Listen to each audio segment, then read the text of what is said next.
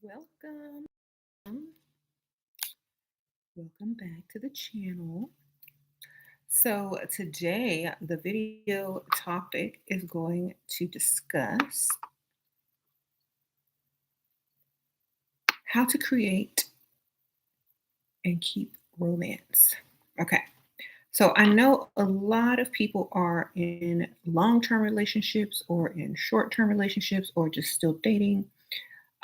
But it doesn't mean that you can't have romance the whole time, whether your relationship is short lived, long, if you're married, if you're friends trying to get to that next level.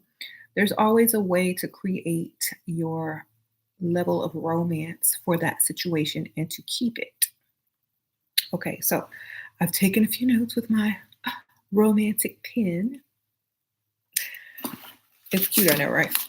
Um, so number one, you can get your pens out too if you want to write some of the stuff down.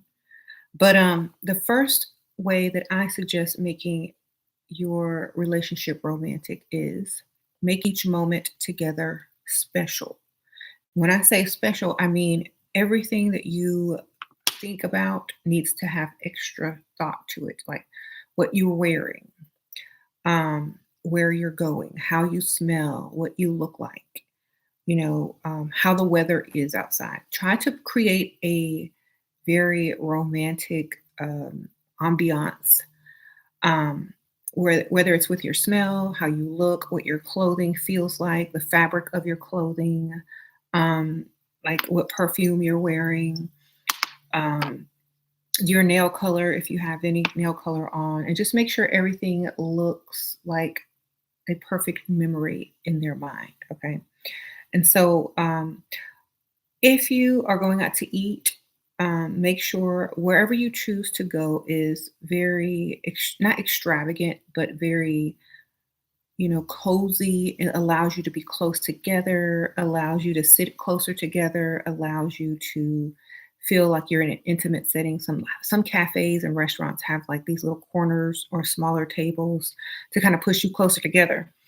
I also suggest sharing, like sharing more things like foods or um, things like that.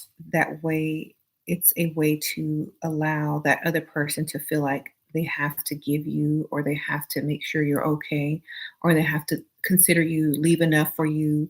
It's the consideration that helps the romance stay alive when you share something like an ice cream or a bowl of fruit or a blanket or things like that. So make sure you're sharing more of whatever it is. Okay.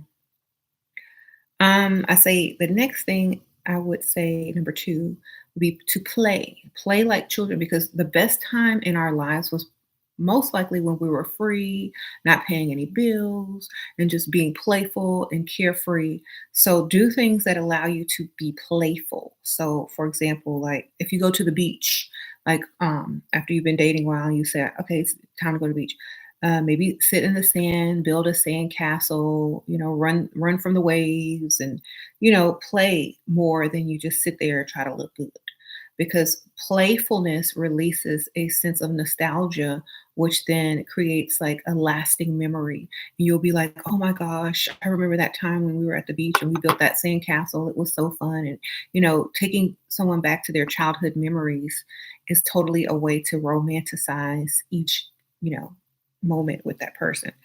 Another way you can play is like, sing your favorite songs in the car when y'all are driving, find some old songs from when y'all were growing up or that y'all like in common and just have fun at the same time. There's no need to sit in awkward silence.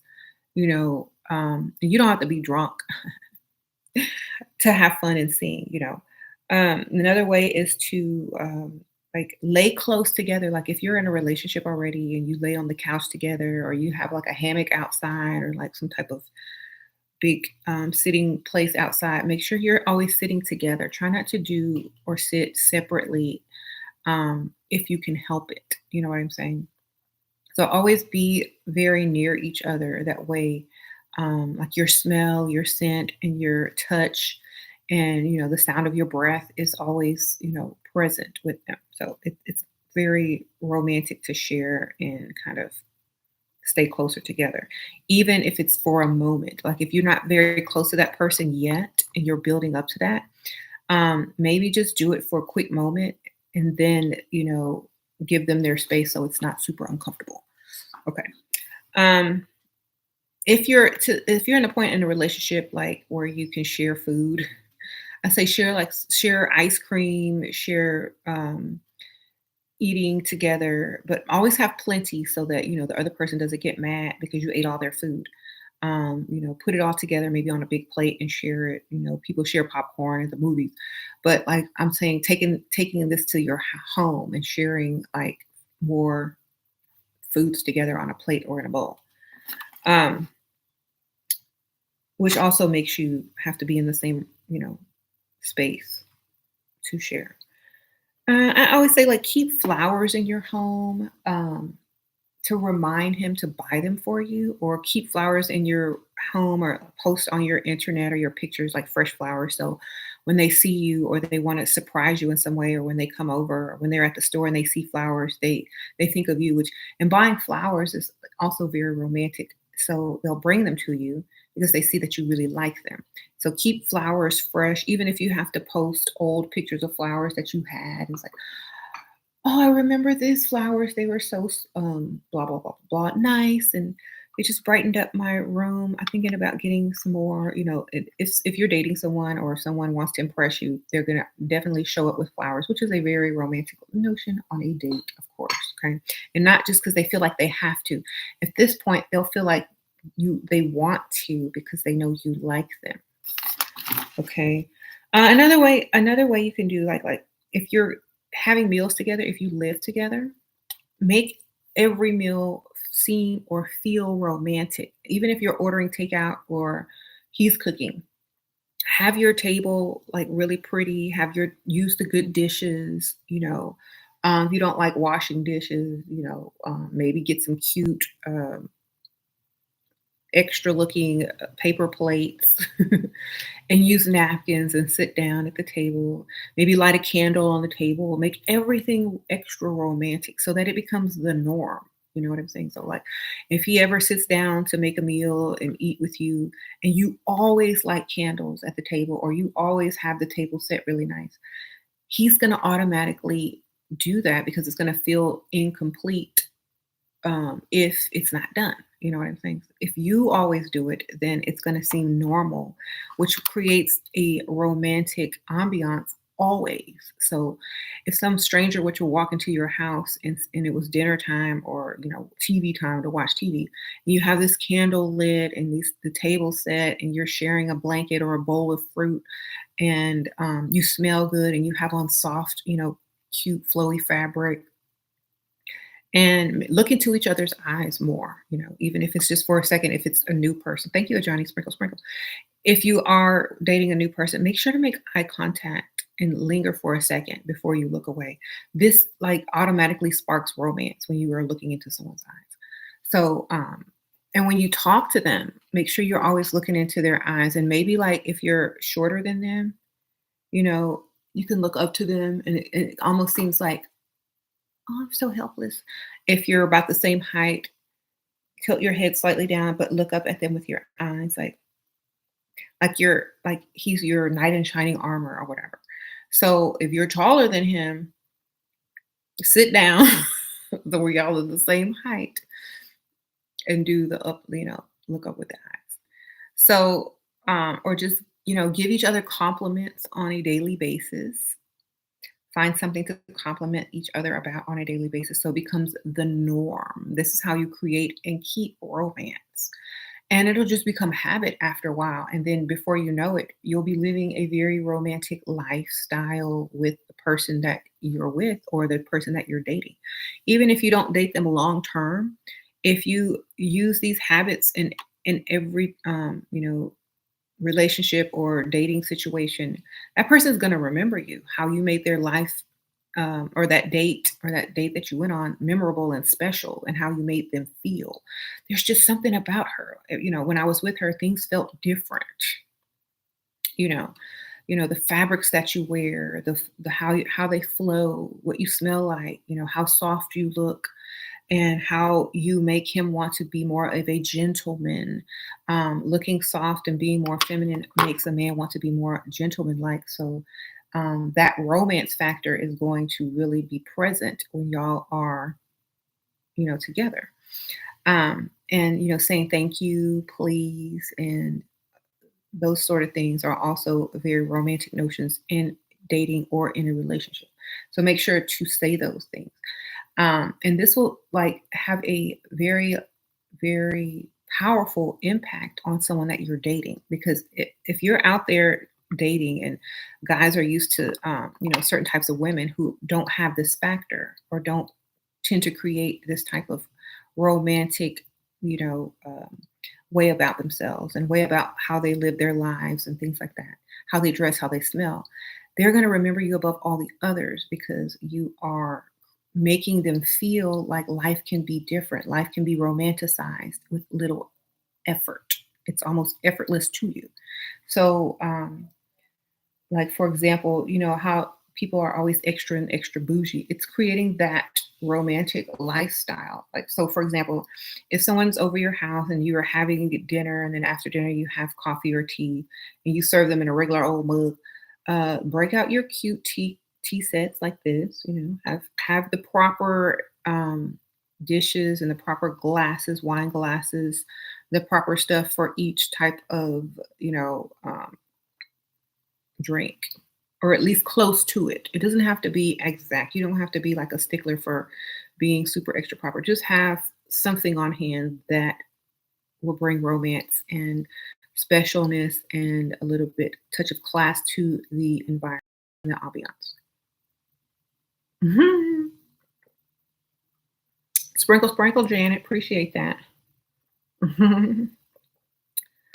Okay. And a lot of times, if you're out there, trying to date and look for somebody with some money, they're looking for you to make them feel special too in some sort of way. So bringing romance into their lives may be a huge change for them because they may not have had romance. They may have just been working, or maybe they have an ex-wife that wasn't very romantic, or things just fell apart because they didn't do anything romantic. But by treating yourself in a romantic way and living in a romantic fashion yourself allows the man to feel like it's okay, because it's almost like speaking your language. Okay.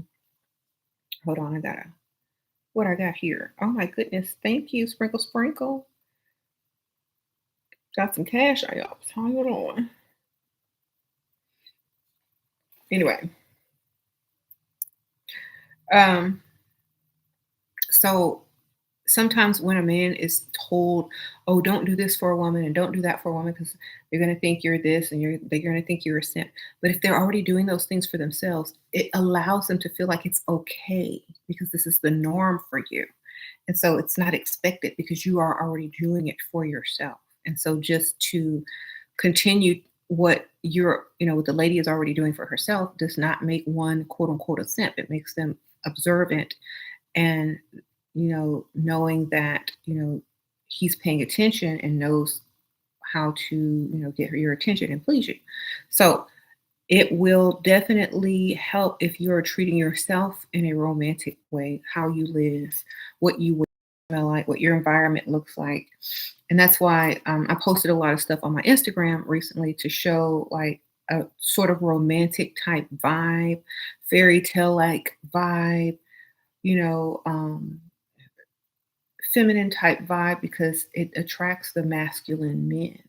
And it makes men who are may not seem extra masculine want to be more masculine. So it's also a way to bring out their masculinity if you are, also showing your femininity. Um, Another way, number three, well, I said a lot in between number one, two. So you can just make lists. It doesn't have to go in any specific order. But the third major thing that I would suggest, and I've tried this, watching old movies where men were actually romantic, like way back in the day, when men actually dressed up to go to dinner, when men actually pulled out chairs and opened doors and said romantic things and looked in the woman's eyes and, grabbed them and danced and kissed and all that kind of stuff.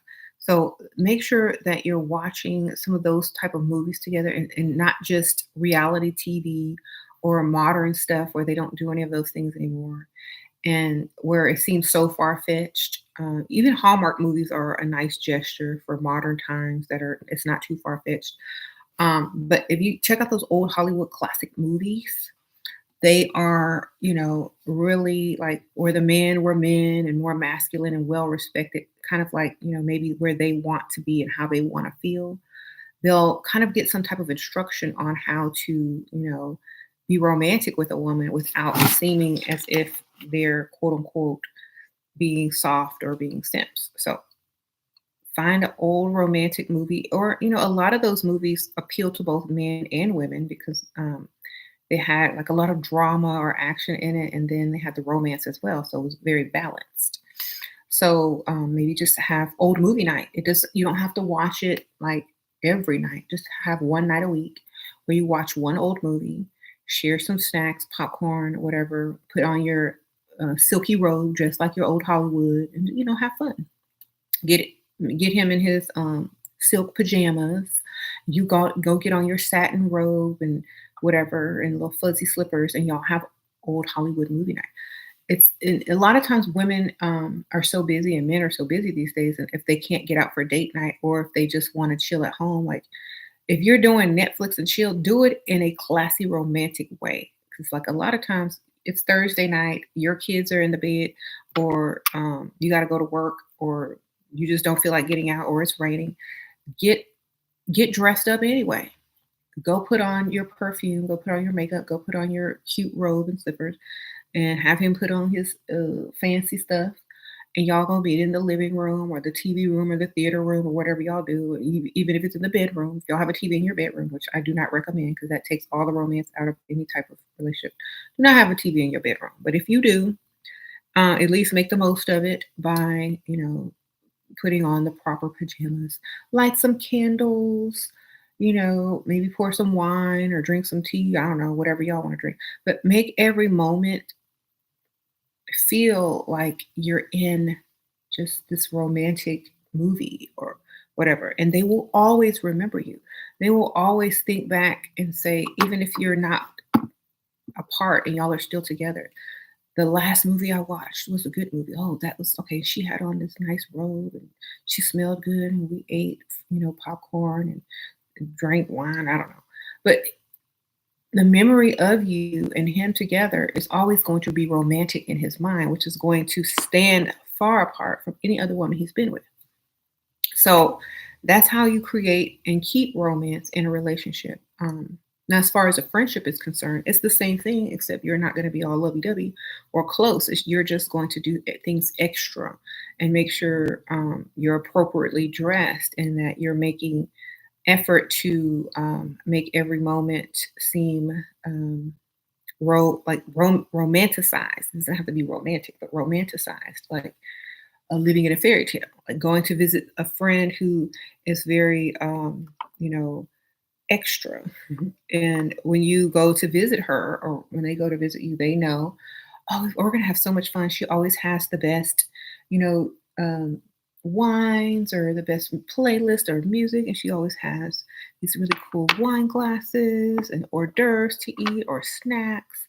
And she always, she's dressed so pretty and smells good. Her home always smells good, like candles. So romanticize a lot of different aspects of your environment and how you dress as well. Because a lot of times when people are attracted to you, it's not just you physically or mentally that they're attracted to, it's also how you make them feel with your environment and how you present yourself and your lifestyle to them. Yeah. So make sure you're also keeping that in mind. If you are trying to like respark your romance in a relationship that seems like it's fizzled out in, start buying like snacks and foods that insinuate romance, like chocolate covered strawberries, um, fresh fruit, things that make you think about romance. Wine, um, wear nicer and more uh, cuter looking romantic clothes around the house. Light some candles that maybe smell like fresh flowers or fruit or things that remind you of fertility and things like that. Y'all know what I mean. Play some music, some soft music always in the background. Sometimes we leave our TV on and have it blaring, or we don't have anything on at all. If there's no sound, create a soundtrack, create a romantic soundtrack. So maybe you can have your phone and get a wireless speaker and just have some romantic ambiance music just playing in the background while you're pouring a glass of wine or relaxing on the sofa or whatever, or even getting ready in the morning with your makeup on. Put some music and light a candle, just for the ambiance. And every time that, you know, he sees you or you see him, it's going to be like the scene in a movie. And it's just going to seem romantic. Um, so make sure you do that. Make sure you do that if you are trying to create or maintain or respark the romance in any relationship. Um, and as far as dating, and you can't go anywhere because, I mean, you can't bring them to your house or you're not going over their house, you're going out to a restaurant. Use your clothes and your outfit, your hair, your makeup, your nails, and your jewelry to emphasize the romance. Use the way you walk and talk to, show how romantic an evening that y'all are going to have. So satin, silks, softer colors, champagne colors. When you order your food, order romantic food. Um, you know, make sure you smell really good and talk in a softer voice and make that eye contact and maybe, find a way to be close to that person temporarily. Like maybe if you're waiting for valet, stand close. Oh, say, oh, it's a little bit cold or sit next to them at the table if you have a choice of where you're going to sit, um, or temporarily like lean in and like say something quiet to them so that you're in the proximity, a closer proximity. That seems very romantic. So uh-huh. You said we need to stop looking dusty. True, true. And like, some days I just want to go and run errands and I just, and some days I want to feel romantic. And so on those type of days, I tend to look more and feel more that way and surround myself with certain things, wear certain colors, certain perfumes, and speak in a different tone of voice. And that's how I'm feeling that day. And so make sure if that's what you're trying to convey, if you're trying to convey romance and when someone thinks about you, they correlate you with, oh, romance. They're gonna bring the romance on because they know that's what you like. And they know that, that's where you're comfortable at. And they're comfortable there too, because you allow them to feel comfortable being romantic because you're already there. So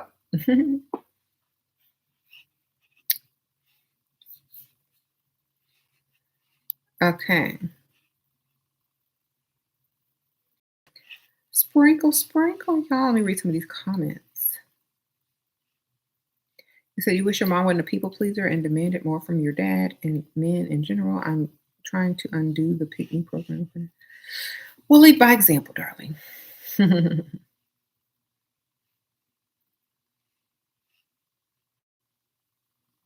You say your dad is so unromantic, but my mom isn't that feminine. Yeah. Well, a lot of times we're not going to have good examples unless we create them. You know what I'm saying?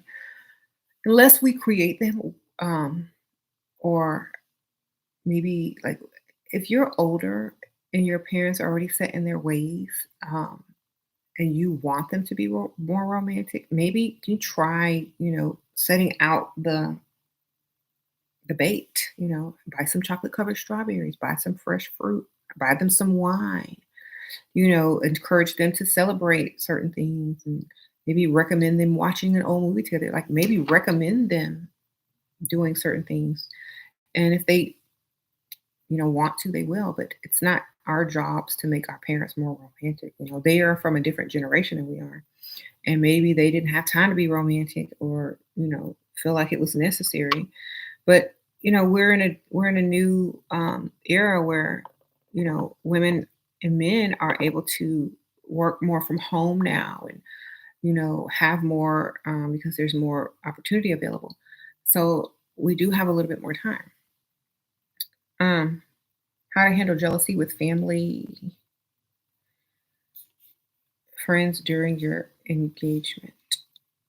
Well, there's always probably going to be some type of jealousy or envy or whatever. Just allow that to feel whatever way you need it to feel like. Okay, well, the attention's on me because I'm engaged. This is just going to, help other people want to get engaged, and they're not really jealous of you. They're just wishing it was them. That's all, and they don't know how to, direct that feeling. So it's directed through jealousy, and they just wish it was them. Okay, that's it. I mean, that's the only reason, right? They just wish it was them and instead of you. It's like it could be you if you do what you got to do. I don't know. Oh, sprinkle, sprinkle, Alexandra. Appreciate that. Yeah, I wouldn't even pay attention to it. It's distracting from what you're trying to do. You got wedding plans to get together. Don't even think about it. Who cares? Let them be jealous. It's not your problem, it's theirs. Um, Another way to keep and create romance is to have a routine or a weekly like tradition. Have breakfast every Sunday at a certain spot. Have something to look forward to together so that during the week, when maybe he's at work or you're running around doing errands, like you can't you can't wait for a certain day, or you look forward to a certain day of spending time together, even if it's not date, even if it's just grabbing something to eat, because sometimes people don't see eating as dates, especially if you live together. So if you live together, going out to eat at a certain place every or cooking a certain meal every whatever week is something to look forward to. um, so, or even if it's not cooking or eating, maybe if it's shopping or going to a farmer's market or, shopping online together, and something, whatever it is that you look forward to, sitting out in the backyard, on the patio, in the garden or something, talking and sipping a mimosa. I don't know, whatever. Whatever it is, do it every week and make sure that it's weekly and that you both look forward to it. Okay. Like I'm starting to write down some ideas that I want to implement in my life weekly. And it's nice and special to have someone to share it with. So I'm going to make my list right now. What I want to do every Sunday, I want mimosas. Yeah, that's a good idea. Or some type of drink, brunch drink on the patio. I don't care what patio. It could be our patio, a restaurant patio, but I know I better be some champ. Okay, the real me's coming out now. I know it better be some champagne and some orange juice up in this piece. Okay. Okay. And they'll start to like it too because it's something for them to look forward to and they'll thoroughly enjoy it too. Play some music. And then, to go along with your routine or weekly romantic venture, make sure you have the proper attire. So don't just go looking crazy. Make sure you have your brunch or mimosa attire on, whatever that may be for you. Have some music going. Make them dress too. Okay, they got to be dressed too. Don't make them, but just if you dress first, they'll most likely put on some clothes. Okay. Um, and just start with something very simple like that. And maybe you can, make it more extravagant if on special occasions or holidays, or if you invite other people over to share whatever. But make sure it's a weekly thing. Um, or it could be margaritas, mimosas, whatever you like to drink. It could be tea or whatever. It doesn't matter. But make sure you create something that both of you know and can count on for sure to be together and spend time together. A lot of times, couples and people don't talk enough during the week, or they're afraid to share some news, or they just forget because they're so busy. But if you make time and you're doing something fun together, it also allows people to feel more open and, wanting to open up more if they're having a good time with you.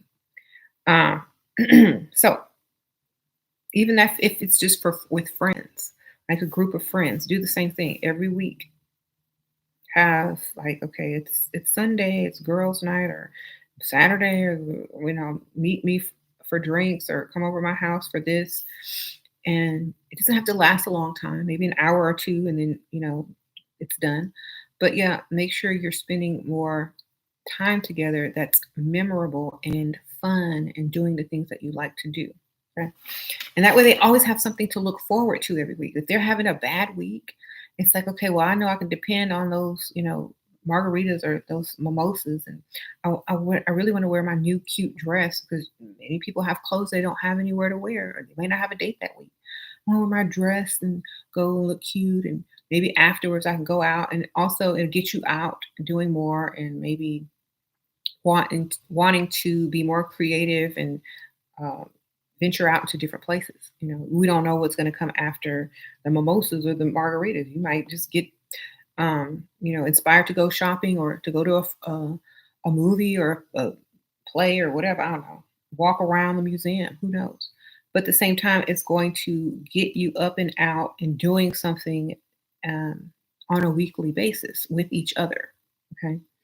And you don't have to say date night, because sometimes labels, it makes people cringe, because I know it cringe. When I hear date night, I cringe. I don't want to know, like, date night. That's like, I gotta write down. Like, it sounds like a chore.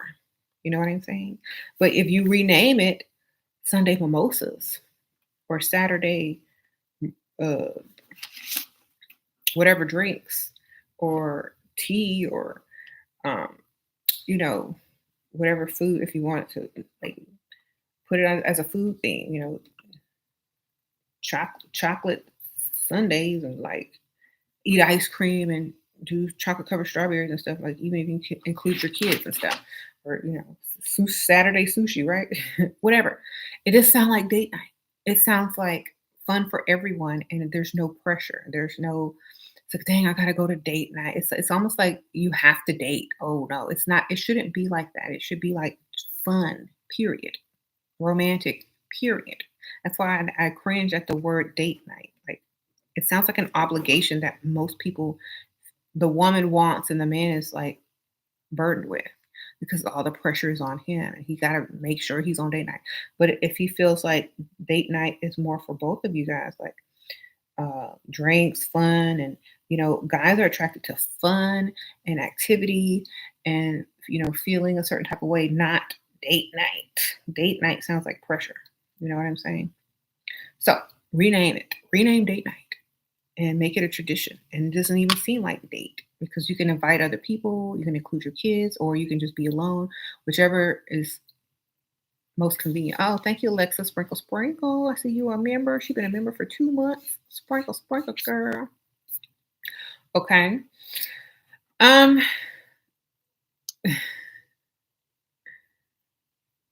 definitely stop with the labels of so much stuff. Like, stop putting labels on everything. You know how some people call, okay, this is my wife, this is my husband. Maybe come up with a cute romantic name for each other, or nickname with each other if you don't have one. If or like, a lot of people say, oh, this is my wife when they introduce you. Sometimes, maybe, like, if you're a guy listening, you could introduce her as, oh, this is my one and only true love. Or you can, if you're a lady, you can introduce your man like, "Oh, this is my knight in shining armor." They make their introductions. This can be around friends, or like casual acquaintances and things like that.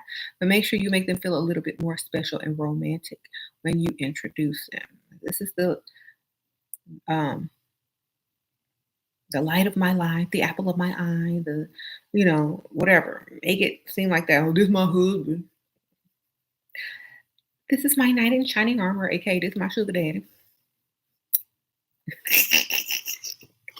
See, it sounds much better than saying this my boyfriend, this my sugar daddy, or this my husband who's a lot older. This is my knight in shining armor.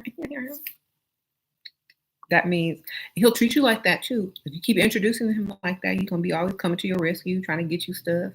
Make sure you're taken care of. Da-da-da. Put it in their mind, you know.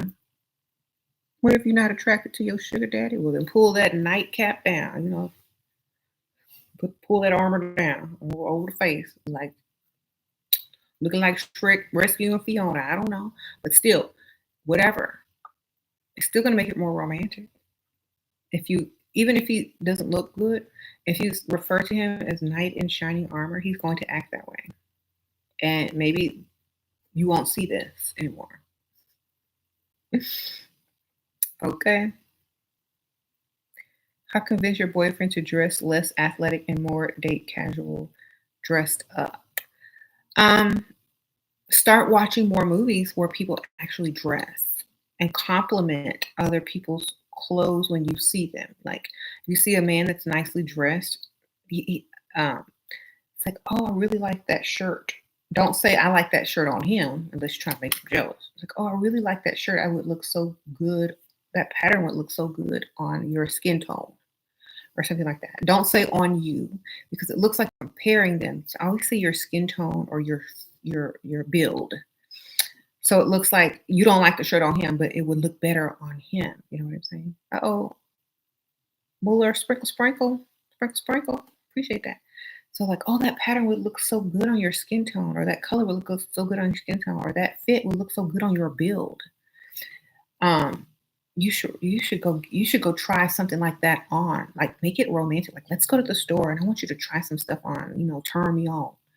And if he sees how it turns you on, like just from trying it on, like in the store, he's gonna go ahead and buy that. Okay. And he'll be more likely to dress up for you if he knows that's what's gonna get you going. Okay. So whenever he's dressed in athletic wear, be like humdrum. But then when he gets in his nice clothes, act all like you're into him.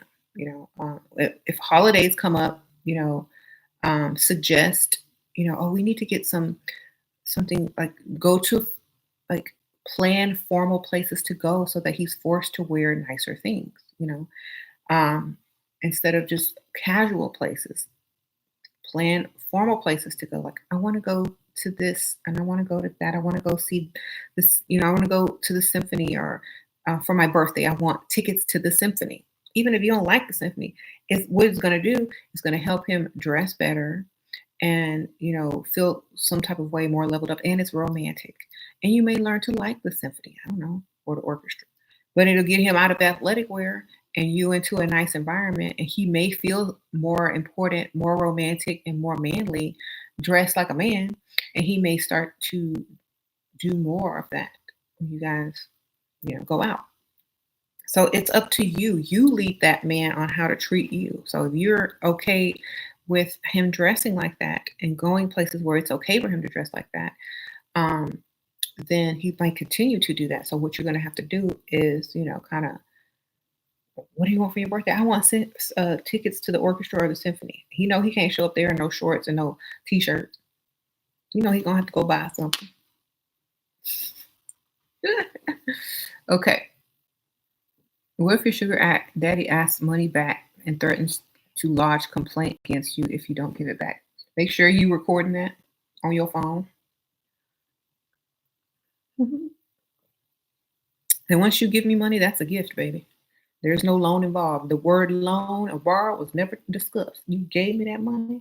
Do you go to the strip club and ask them strippers for your money back? Nope. Goodbye.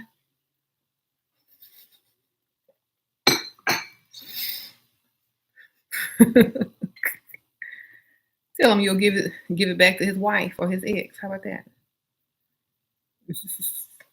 Girl, I would never. I would laugh in his face. I wouldn't even take that question seriously. Like, are you serious? Give your money back. Do you get money back from strippers? Same thing, babe. You low on ones? Okay. Tell him to file a complaint. It's gonna cost him more money to file a complaint than it is to get your little money back. Just tell him you was like, I'm a stripper. He gave me money. I'm giving it back. Lie. Can't.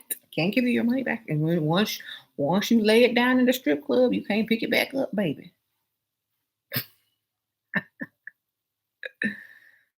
Girl, I wish someone would ask me for their money back. They would be laughing and calling them a comedian because that's not possible.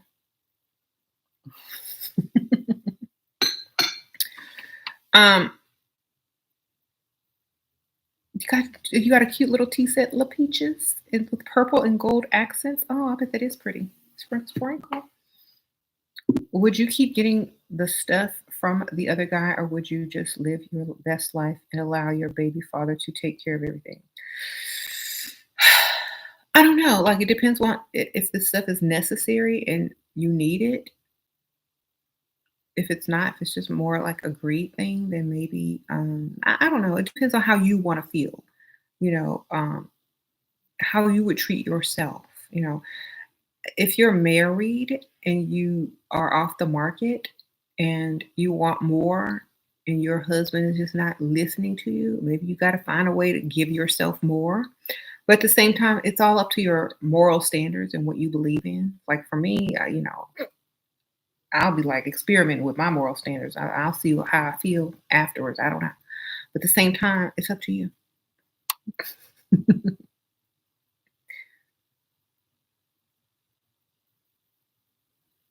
Your child's father and you live in two different states. I can get things from a guy. Okay, pumpkins. You know how to do it. It's like long distance sometimes works out, huh?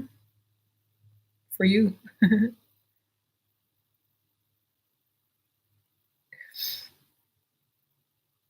Okay, so definitely, you can get a lot more as well from men if you live that romantic lifestyle on your own. Like you expect more. Like it's going to take a lot to maintain your lifestyle than it would someone who's not living, that doesn't want fresh flowers in their home every day, that doesn't require silk and soft satiny clothes, even though you don't really have to wear them every day, but just when you're around him. Someone that doesn't need, a particular way of doing things.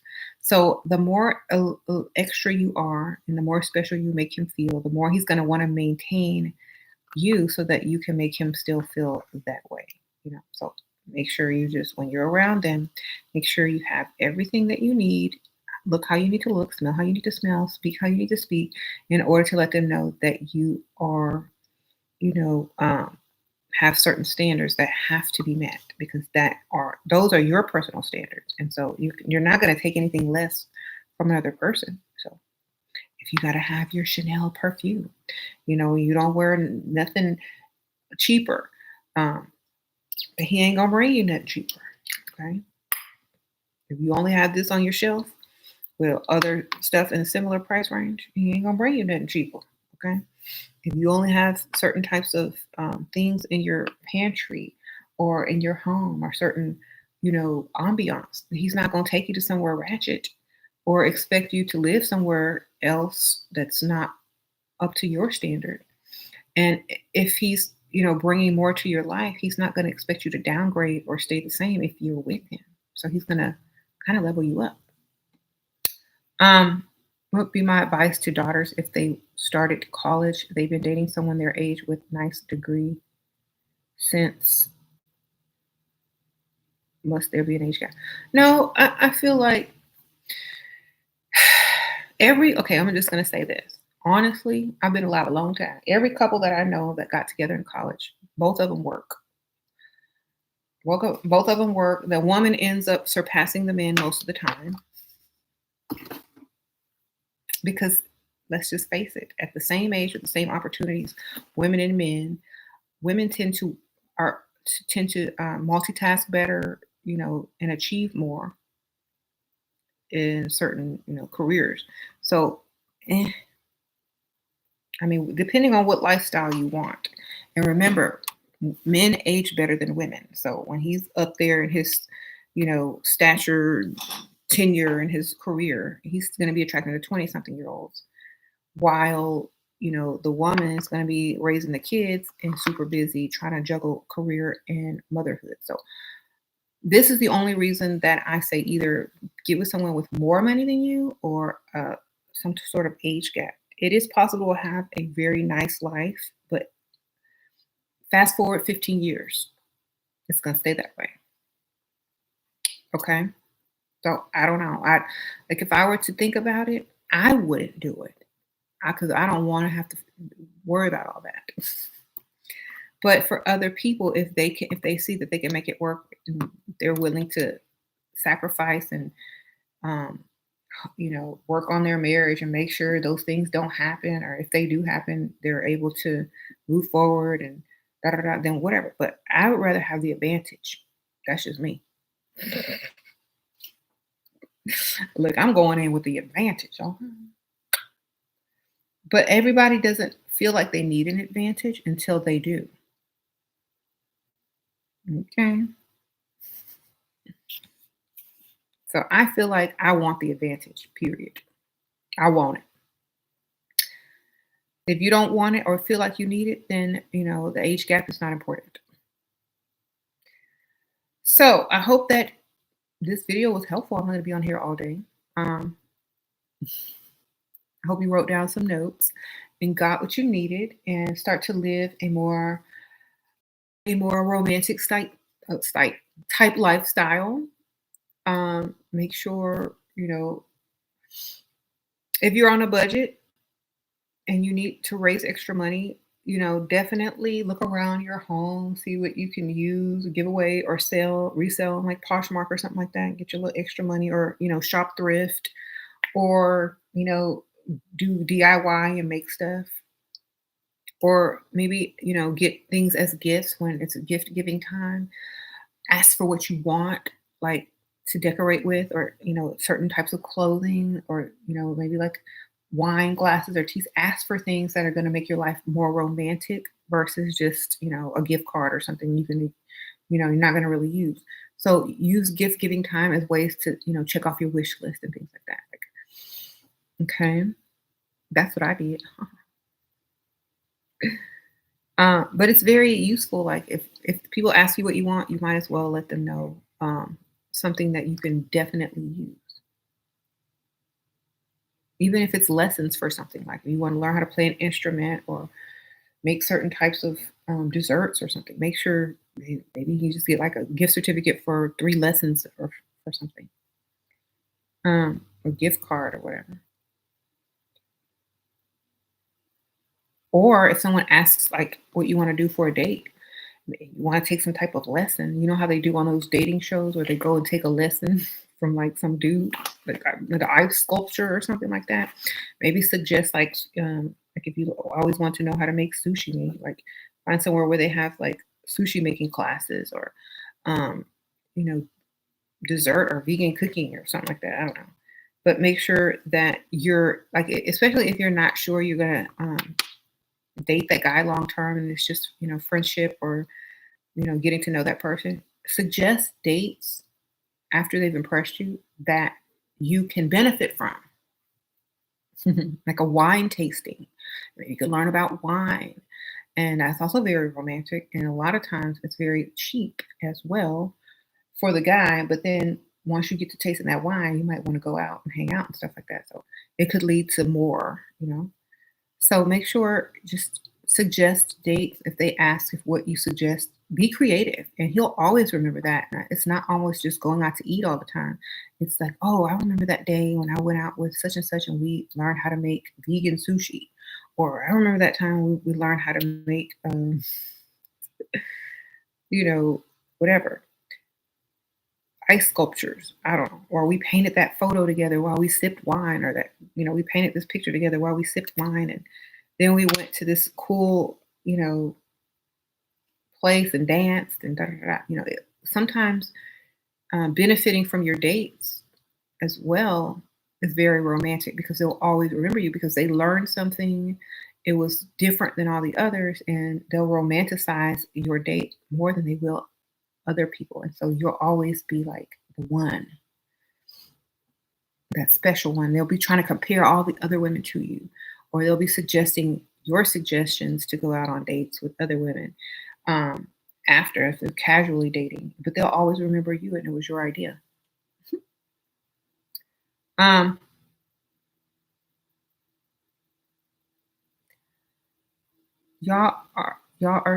what? You said should be thinking about whether he can support you or not. Exactly. Like honestly, if you can't support me, you might as well not even look like anything. Okay. There's nothing worse than a broke pretty boy. Okay. You might as well be ugly if you can't afford me. Period. Okay. I honestly, that's just my mentality. I'm not gonna struggle and work hard to support you and me or just myself and you support yourself. We gonna be together. And you gonna take me off the market when I could be living a nice life doing way, way less. Okay. I'm not that's just who I am. I like advantages. I like head starts. I like extra.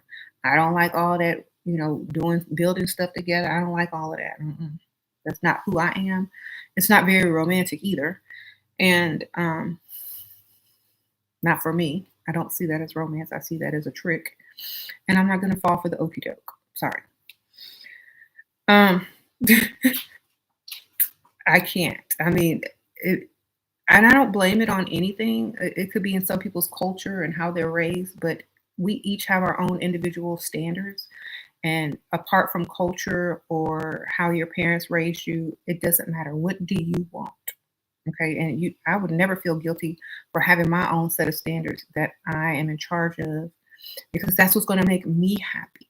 I'm not going to live by someone else's standards and expect for myself to be happy living under standards that I don't even like. I'm going to live under my own standards and I said what I said. Period. That's how it has to be. That's how it has to be for me. Otherwise I won't. I'd rather you be ugly and able to support me than you look like this and can't put nothing can't put the whole thing on it. You know how they say I'll put something on it. If you can't put it all, then I don't want you. Period. Everything. At least 99%, baby. Like I can't. I won't see you as a man. I'll see you as a choice for the day, for the night, for the evening, for the month, for the week. But you're not long term.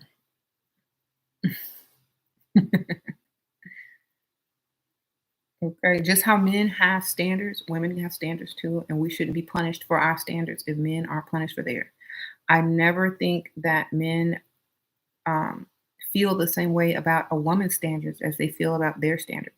If they feel like, oh, you got to be this and you got to be that for me to be with you, for you to pay half the bills, you got to be perfect. No, you don't. If those standards are that high with a man, then yours can be even higher, ladies. Okay.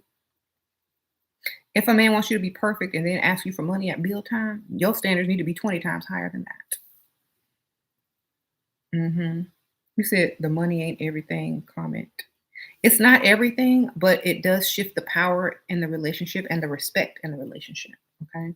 The money is a tool, but it's also what gives you um, your power in a relationship or the respect in a relationship or your security in a relationship. I can't depend if you can't pay my bills and I'm stressed out, I'm not going to be turned on. I don't want to talk to you. I don't want to be near you. I don't want to smell your stinky cologne because it's going to remind me of broke. Okay? So that's how it feels to me. I won't be able to be near you if you're not paying all these bills.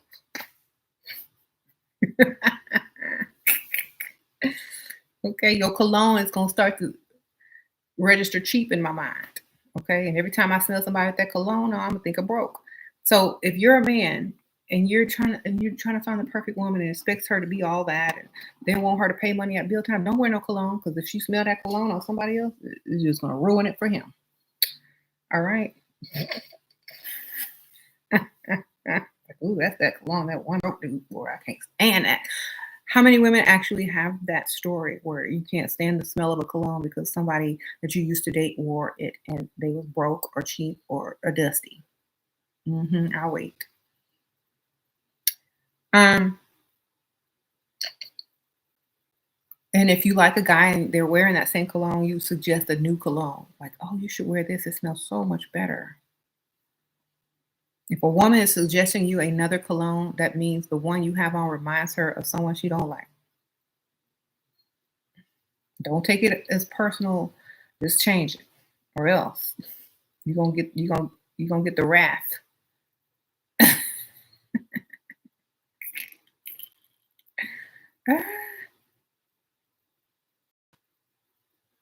So,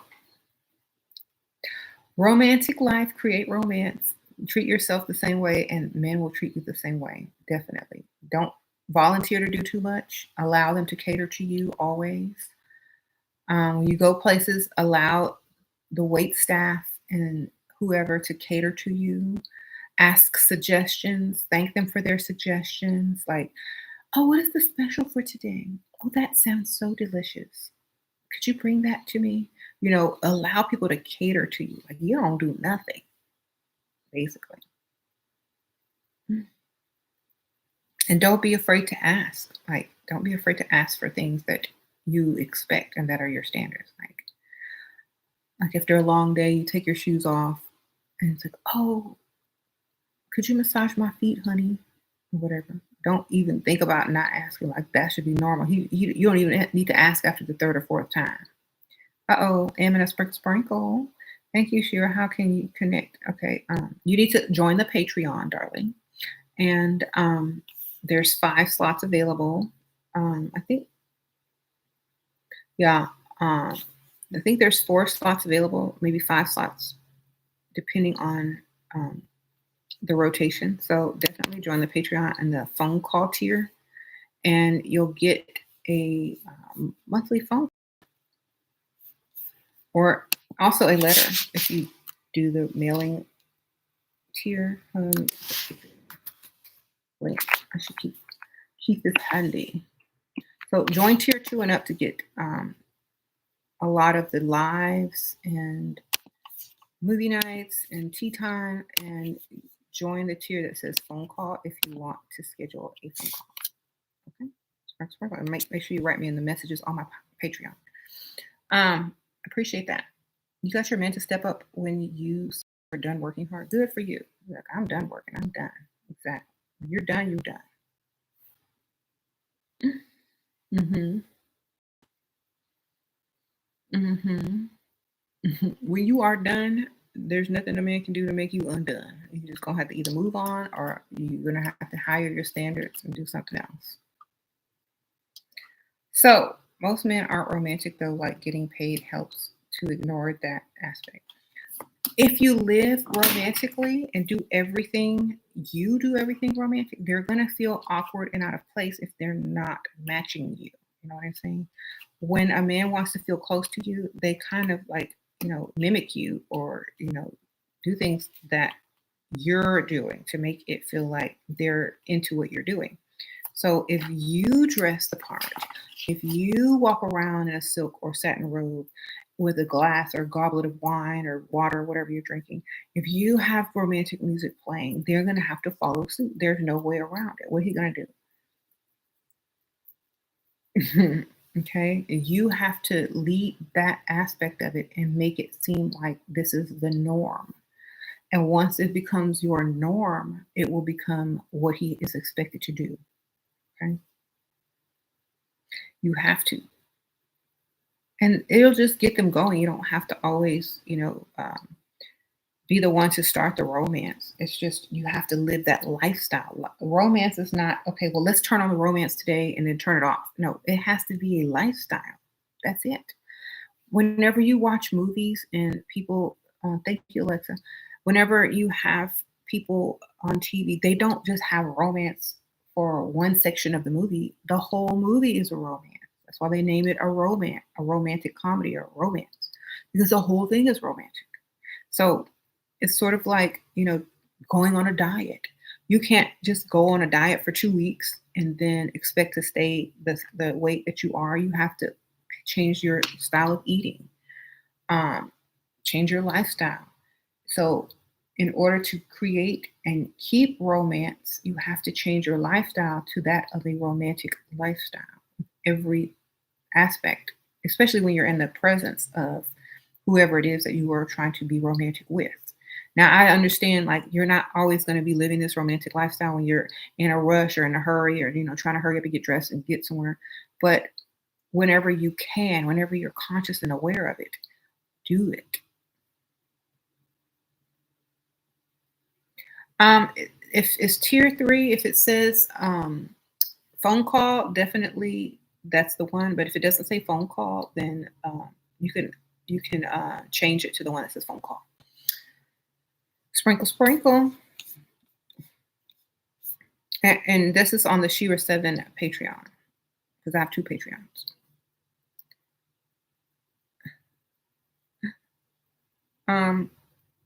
You said you hate clingy men.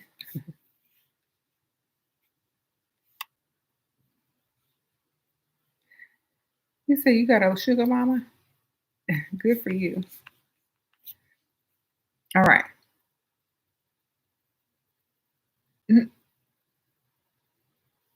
As long as you're happy, girl, that's all that matters, right? How to please them if we are just in a relationship, not married, don't want to do the wifey duties. Well, um, how to please them. Okay, it's not about pleasing them, darling. It's about them pleasing you. That's number one. That wrong question. Wrong question. How can you make them please you? That means treat yourself how you want them to treat you and let them witness it so that when they try to please you or when they try to get your attention, they know exactly what to do, exactly what you like, and exactly your standards. Okay. So please yourself first. Have flowers in your apartment or your home when they come over. Have candles lit. Have ambiance going. Have nice glasses. Have the proper attire on. Have silky clothes. Whenever they ask you to go out, whenever they want to go to dinner, they're going to see how you live and they're going to say, okay, well, what was she like? Where would she like to go? I can't take her to that ratchet place. So live how you want to be treated. Live how you would like them to perceive you and treat you, or at least let them see that you live that way while they're in your presence. Or talk about, if they can't come to your apartment or you don't want them in your house, talk about, what you're doing. Oh, I'm getting ready to take this bubble bath and light a candle and, listen to some soft music. And maybe if you have social media, maybe post a picture of like some flowers and a candle glowing or something stupid like that, and it's not really stupid, but it does set an ambiance and a standard for when people, refer to you. It's like, okay, what type of stuff does she like?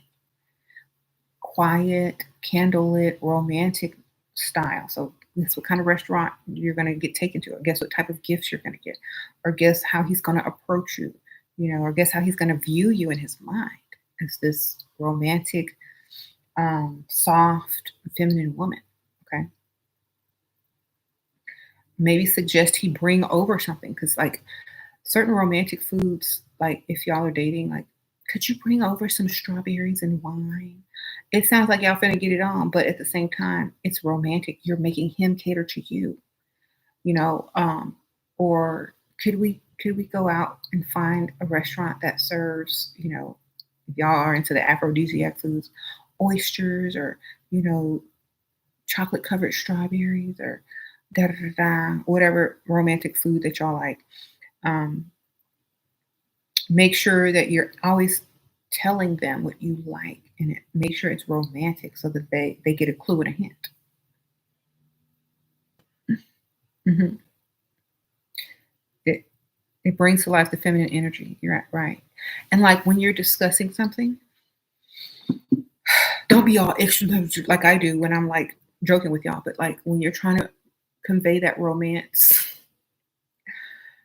speak more with your eyes and your face than with your hands and your body. Like, and I had such a great time the other day. I really enjoyed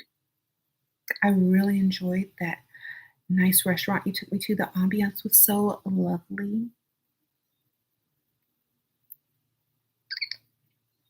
versus, "Oh my god, that restaurant that you took me to the other day was so good. I wanna go back." Like, that food that we ordered, and it was so good. I wonder if we know how to cook it at home. Okay, no. That that very quaint restaurant that you took me to with the very nice ambiance was so delightful. I really enjoyed myself.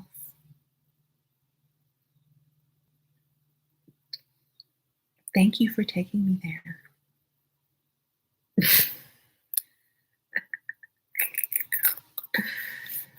Grr.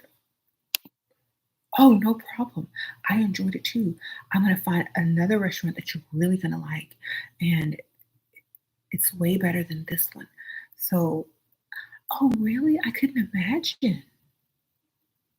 That means he's gonna try harder to impress you because you couldn't imagine anything better than what you just experienced from him. So now he got to outdo himself. Now he's not even competing with other men or trying to win you. Now he's competing with himself. You know, I got to outdo myself. Okay, so make sure you allow them to feel like they've done a good job and planned a good date, and the restaurant was great, and that you can't imagine it being any better. And then that's when he's going to make it even better.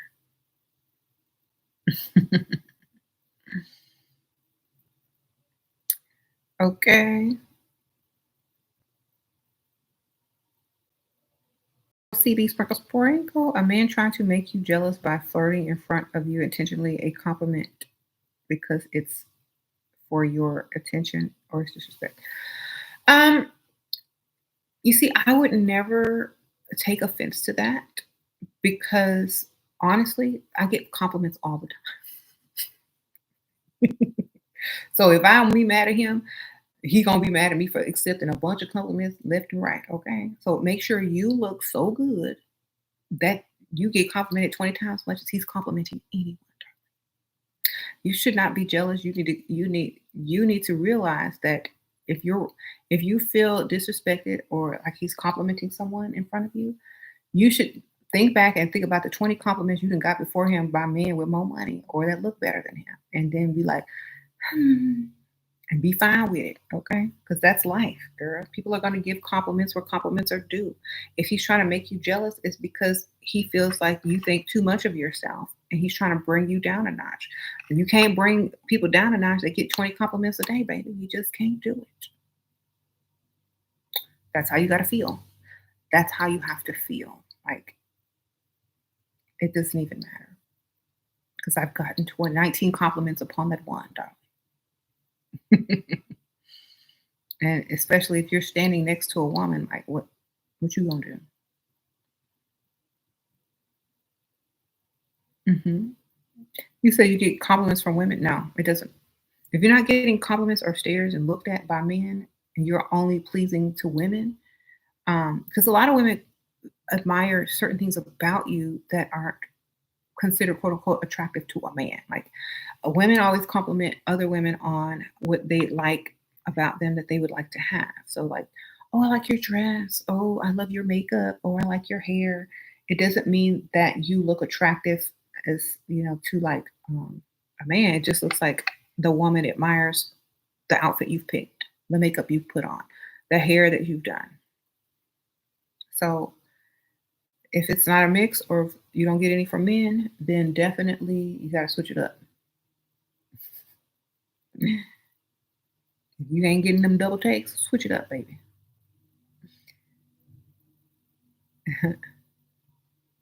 That's another way you can say like, and sometimes like people make getting double takes for looking a certain way. Like you don't have to be sexy to get a double take. You can be pretty. You can be romantically pretty.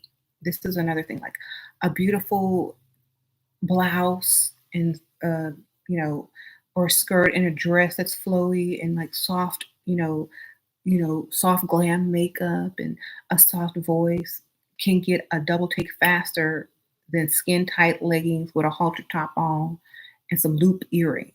Okay, that's going to get looked at because they're looking at her body and thinking of sex. But when they look at a feminine woman who's very dainty or soft or feminine, they're going to see much more than just sex. They're going to see a relationship. They're going to see them taking you out on a date, introducing you to people that they um, value. They're going to see more than they see when they see somebody, dressed to get attention in their negative way. So when you're getting a double take, make sure it's not for a sexual reason, but for more than that. Okay. So how can you practice a soft voice?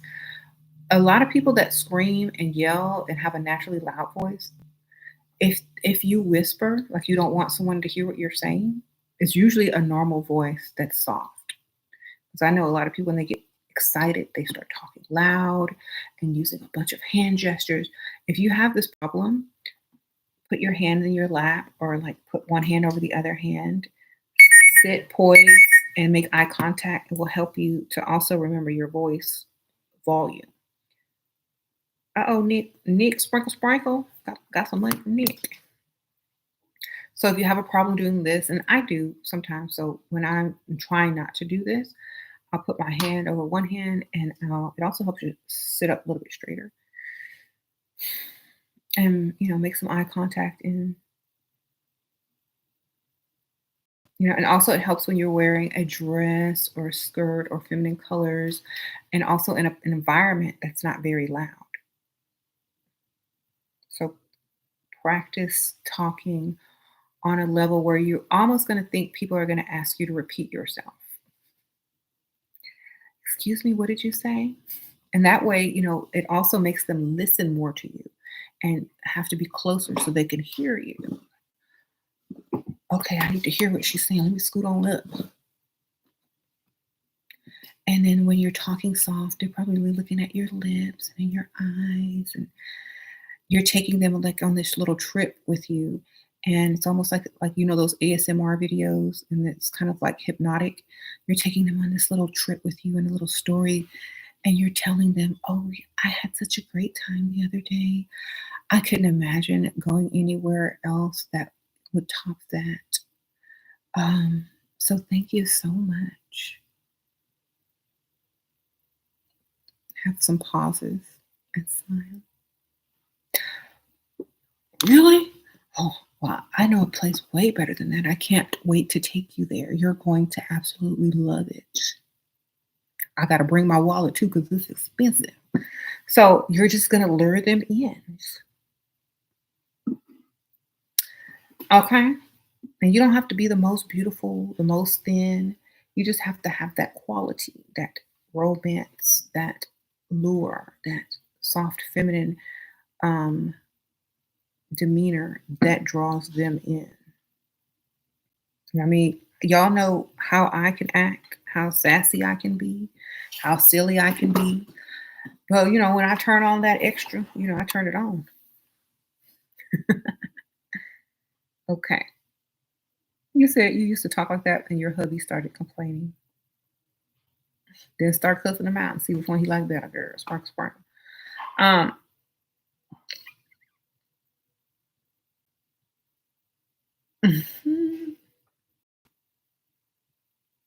then he'll prefer the other way, believe. If you got an attitude versus talking like that, he's gonna prefer that, and he's gonna find that as his happy place. hmm You said you're 20 and get tons of compliments and dress very classy, but no man of means approach you. Um, I think a lot of times at your age, um, depending on what they do for a living, where you're meeting them at, and what their plans are, if you look very young, they may feel like people will judge them. If you dress classy, that's an added bonus, but they also may be young themselves and have money and they want to play, and if you look classy and they may not want to play with you because you look like wifey material. And so they don't want to quote unquote play with you. They want to play with women who are like toys. You know what I'm saying? So sometimes dressing a certain way can backfire if you're trying to attract men with money, but at the same time, they're not going to try to play with you either. So it just depends on how good you are at what you do. to lure them in, maybe you need to, since you're so young, maybe you need to mix it up a little bit. Like maybe have classy on the top and maybe throw some jeans on with like a cute blazer, um, and do some heels instead of being a totally 100% all the way classy. Like mix, if you're young, you need to mix up the class with the young look as well. Unless you're trying to attract someone real old who's looking for somebody real young. You know what I'm saying? And then they'll tell you what they like to see you in anyway after you get with them. So then you can adjust from there. Also, you can go out and observe women your age who are dating men with money and see what they're wearing. Okay. Hmm.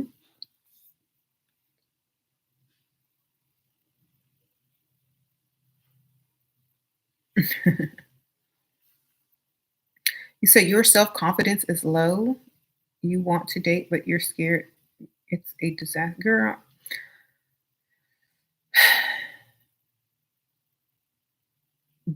to me, when okay, let me tell y'all, dating was not something to be scared of. It was something to do. Okay.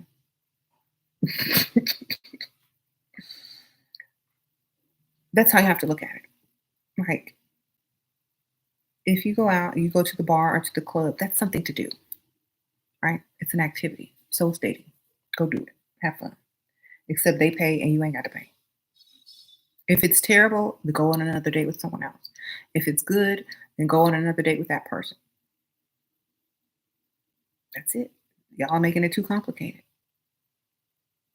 That's it. That's all you got to do. Dating is an activity. It is not something will that you need to be afraid of. That's like being afraid to go out and have fun.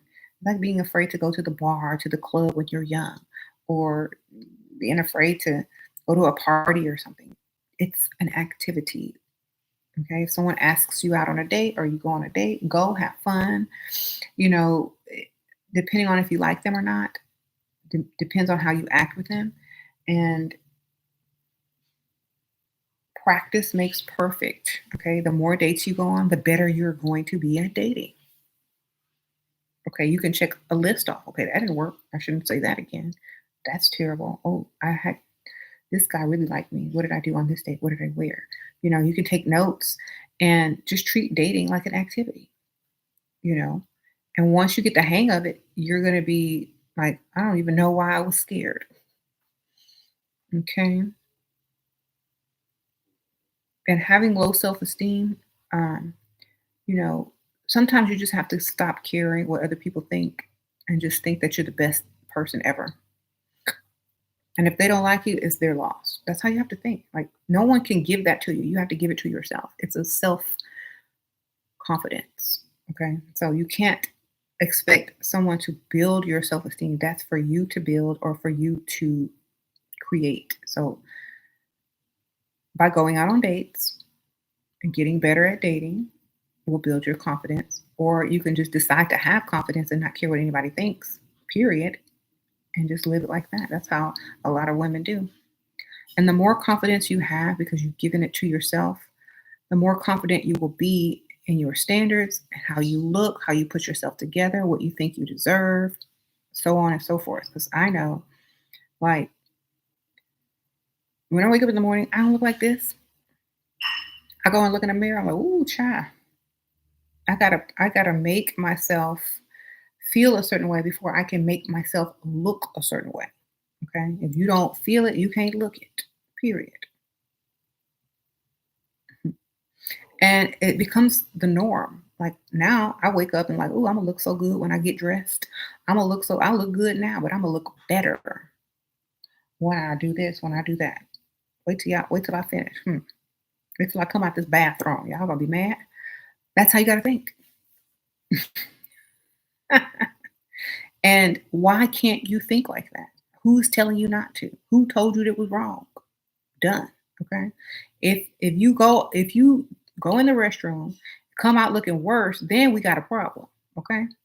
Then we got a problem. Then we got a problem. If you go in your bathroom and get dressed, get ready, do your hair and makeup, and you come out looking better, then that's all you gotta do. If you come out looking worse, then I understand your problem. You need to work on that. Go find some tutorials, some makeup, hair tutorials, whatever, so that you come out looking better.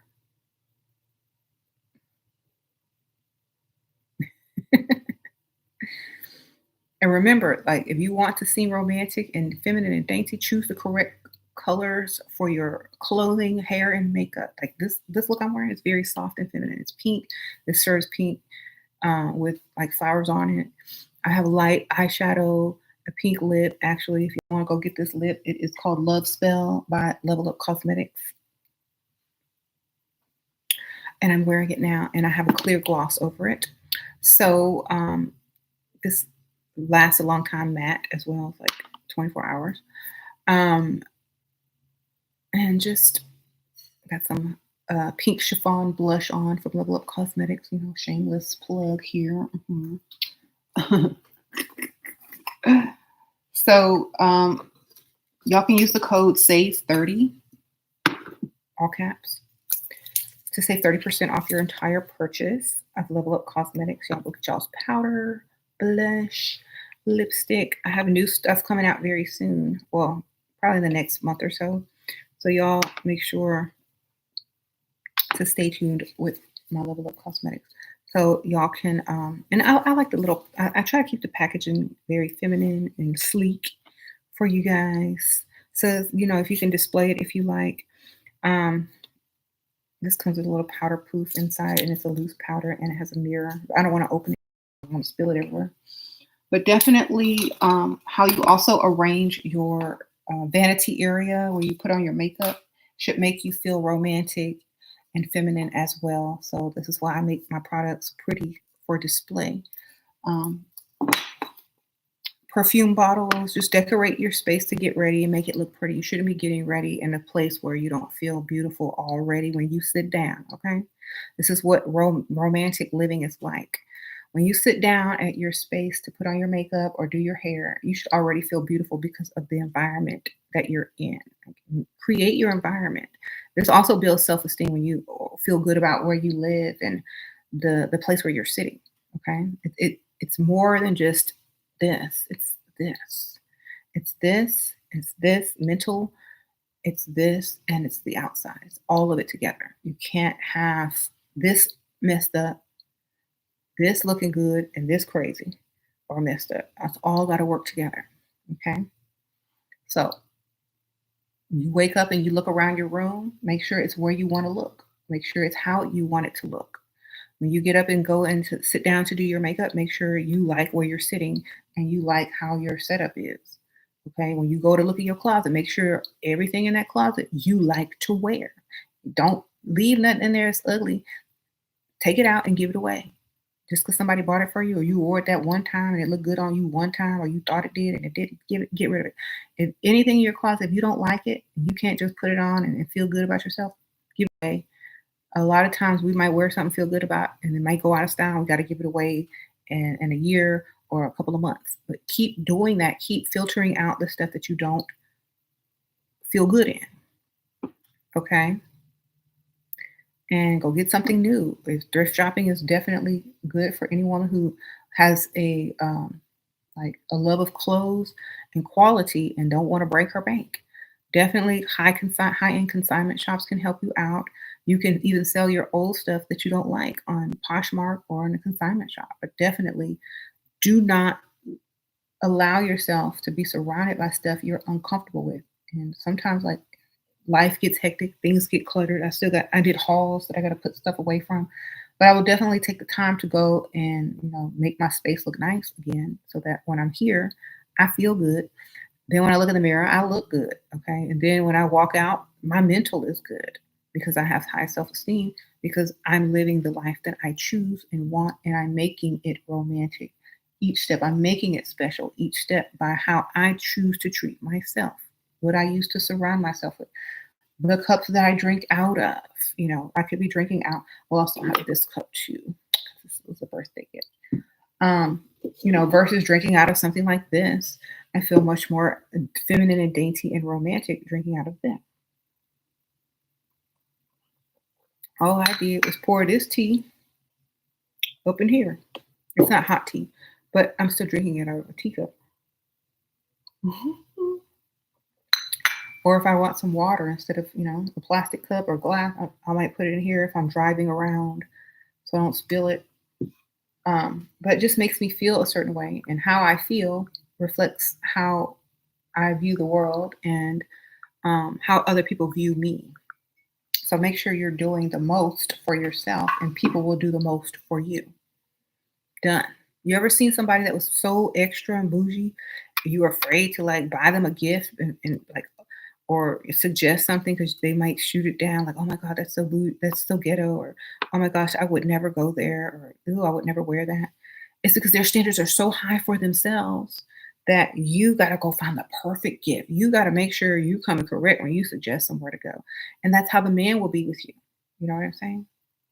And this is another reason why a lot of women get mad or jealous or don't want to hang out with you more anymore, because after you've leveled up, because your standards have gotten so high, they're afraid to put in their suggestions because they're not going to be good enough for you.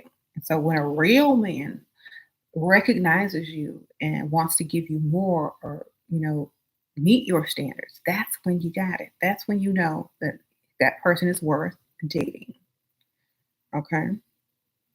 Not anyone who tells you your standards are too high, or you're delusional, or you're high maintenance. Those people cannot afford you, and they are not looking forward or even planning on meeting your standards. So that's those are the people that you get rid of quickly and allow room for the other people who are willing to meet those standards.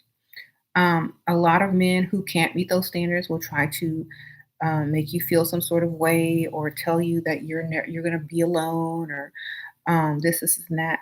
But why are they trying to convince you of a job that they cannot do? That sounds silly. That's like going on a job interview and not getting the job, and then telling the person who's interviewing you that they're never going to find the correct employee for the position. Okay, it's silly. Don't listen to silly stuff when someone was trying to get your attention in the first place but couldn't meet your standard. Never ever allow anyone to tell you that your standards are too high. They're too high for them, not too high for you. There's a difference. Mhm.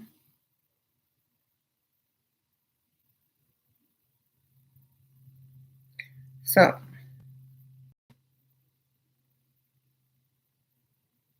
mhm. I'm trying to read some of these comments. Okay. Yeah, so don't even worry about what people say. If you're the type of person that hears something and then fears it's true, then it will be true for you.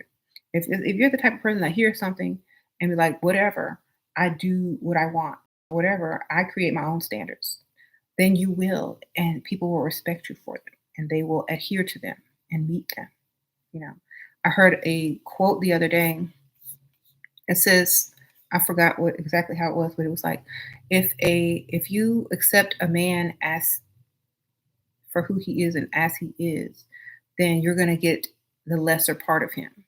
But if you expect more out of a man, and know that his potential is higher, and you expect more, then you're going to give him the gift of him finding more and reaching his higher potential, versus allowing him to be the bare minimum and to not feel like he has to climb any higher.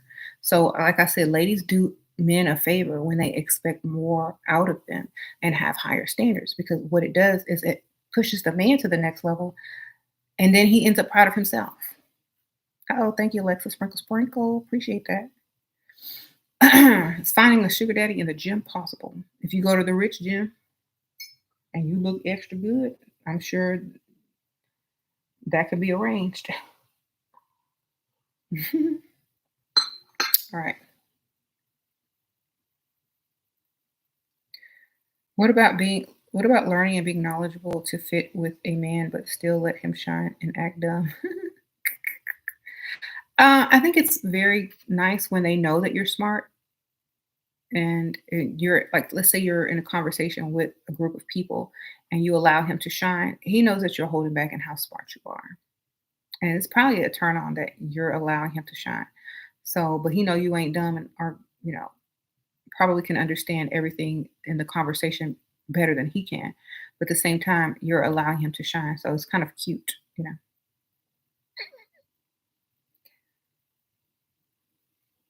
But if you're talking about just talking to each other, at some point he's gonna know you're smart, and but he'll be like, "Oh, she was so nice to let me shine and think I was all that and smart." And then being smart is also the added bonus. But then again, you know, you can't fool smart women most of the time. So he'll be extra careful around you.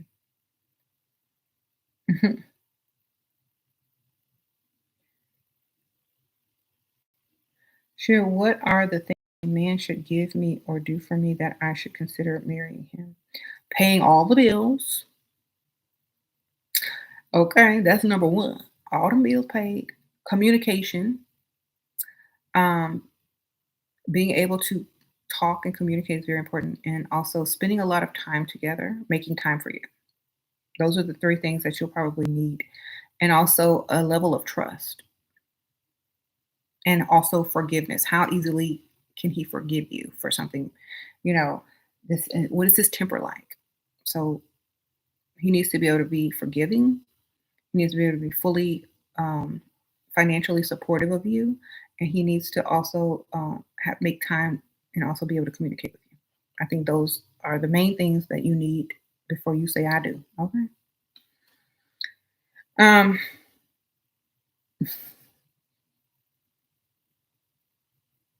He says sometimes our partners get too comfortable and slack up on the things they used to do in the beginning.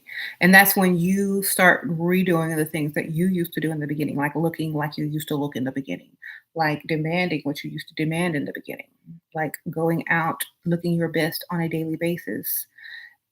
And they may fear like, oh my gosh, she's going out looking like that. I need to step up my game. Or, she's trying to be all romantic, lighting candles and making dessert and drinking out of wine glasses. This means she doesn't feel like there's enough romance in the marriage. And if I don't give it to her, somebody else will. Okay. So you step up your game about how you felt in the beginning and he will follow. But don't do it for him, do it for yourself. So, like, if he's not very romantic, just when he comes home one day, just have nice music on, maybe a fire going in fireplace. If y'all got fires, put some candles on, be drinking a glass of wine and relax. If he doesn't join in on purpose and try to make the spark come back alive, then you continue to do so. And if he does not want to participate, he knows that eventually you're gonna want to participate with somebody else. Okay. And that's how, that's his thinking. And then obviously he's going to join in and, reignite whatever it is that needs to be reignited, whatever. Um,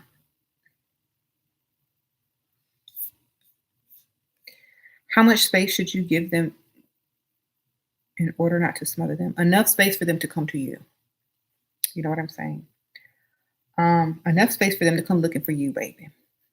That's how much space. If they're not chasing, then that's you're not giving them enough space. Done. Okay. If they're not coming to look for you at one point of your day, you're not giving them enough space.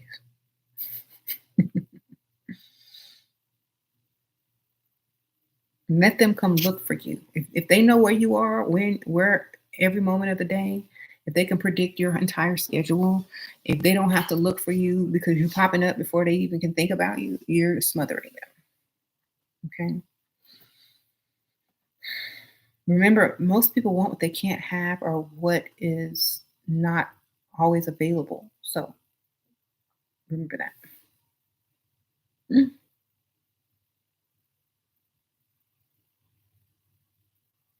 But then they say they're putting in effort because you're worth it. Okay. I use L'Oreal, I'm worth it because you're worth it. See, when they say that, say, thank you. You make me feel so worth it. I hope I'm worth it. That's what you say. Well, I sure hope I'm worth it. Thank you for putting in so much effort.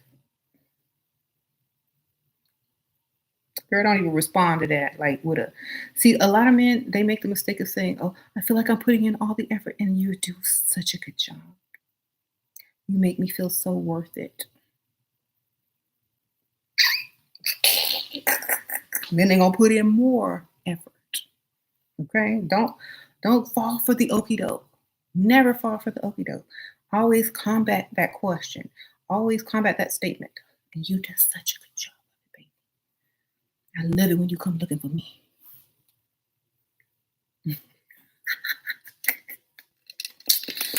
Okay. Like an explorer. You gonna bust in the room with one of them safari hats on one day. You're gonna bust out laughing. So yes, make it seem like he's doing it right. Don't make him feel like he's a victim. Empower his victimhood. I don't know.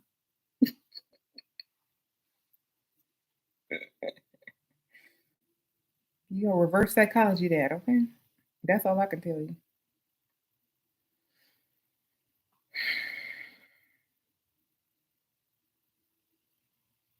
You said you're new here and you feel dumb. You went to school so long when people are making money and having fun. I'm in the legal field and I notice men are intimidated, even though I act and look very girly. Yeah. Sprinkle, sprinkle. With money comes power. With position comes power. And if your power is emasculating to that man, they don't feel you're feminine. You may look feminine and act feminine, but if you're in a powerful position and make a lot of money, they know that at any given moment you can pull out that power and use it against them, which then emasculates them. So that's why in a lot of my older videos, I tell you to lie about your position. Or when you explain what you do, take the power out of it. Like if they say, well, what do you do for a living? And you say, oh, I'm an attorney or I'm a lawyer or I'm a this, and that. You can say, oh, I work in the legal field. It sounds less powerful and more. You could be a receptionist at a law office firm. You could be a paralegal. They don't know. But if you say, I'm a high powered attorney, I'm a judge, they're gonna be like, oh Lord, you gotta lie sometimes. And it's not really a lie. You do work in the legal industry.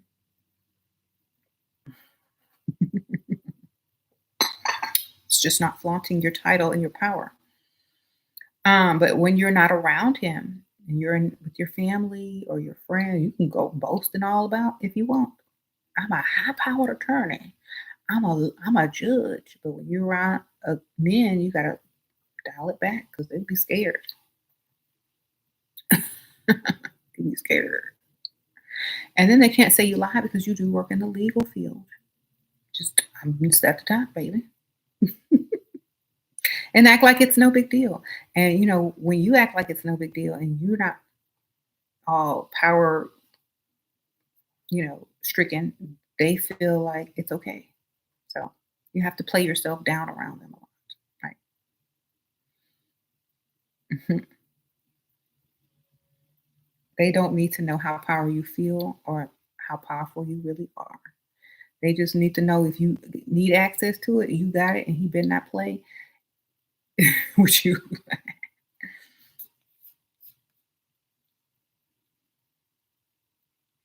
Mhm. And don't talk about work a lot. Talk about other things. He said a man doesn't like a woman that is too sweet. No, he don't. That's why you have to have them high standards. Because if you can't meet them high standards, your sweet turn to evil real quick.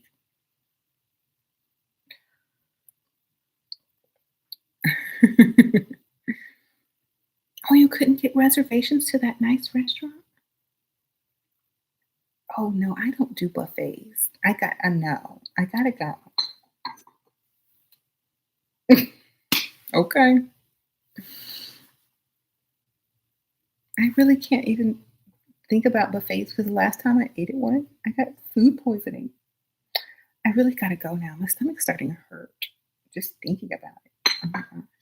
Never again will they suggest buffet, period. Okay.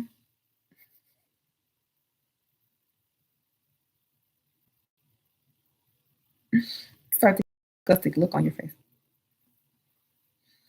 You're sweet, oh, but you can turn a little sassy or nasty if the wrong thing is said or the standard is not met. So you sweet as long as the standards are met. You're decent and nice as long as the standards are met. When them standards, you try to bend them or lower them, that's when you get nasty. Uh-uh. Well, I'm so sorry this week. I'm not going to be able to take you shopping like I normally do for, I'm not gonna, or this week I'm not going to be able to do that thing that I normally do. Like, oh, really? That's unfortunate. I guess I have to find someone else to take your place for that event or for this night. I'll call my, I don't know if it's a girl or a boy. You don't always have to say out. You don't always have to say, I'm going to call someone else. Just like, oh, that's unfortunate. Well, I'm still gonna go. That means you don't know who I'm going with. If I'm going by myself, I'm gonna meet somebody else, or I'm look, just because you can't, I don't mean I'm done. Okay. And you do it in a nice, nasty way, but they'll know next time that they better not fail you.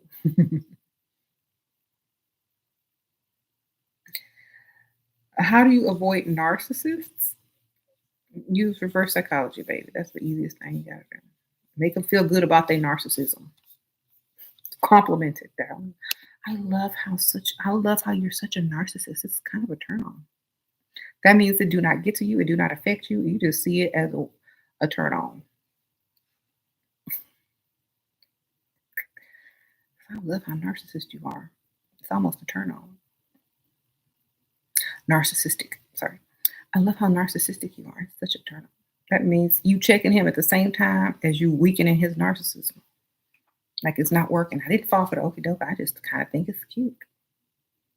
Don't worry, I know how to deal with it, but for now, I'm letting you do what you do so I can see how far you're going to take it. It's kind of cute. That's how I handle it. I don't get intimidated. I don't care what you're doing. I'm watching you. I'm like, yeah, let's see how crazy you can get. Let's see how narcissistic you can get. That's kind of a turn on. Wait till you see my narcissism. You just ain't got nothing on yours. Or you have nothing on mine. I'm gonna learn how you are narcissist so I can be a better one. Don't ever allow yourself to feel like the victim in it. Okay. You said they get species when you call them out. Like I would never call out a narcissist. I would compliment them on their narcissism. I would give them props on it. Tell them it's sex and see what happened then. What's going to happen now? What you gonna do now? Brag on it, baby. Brag on my man. So narcissistic, ain't that sexy?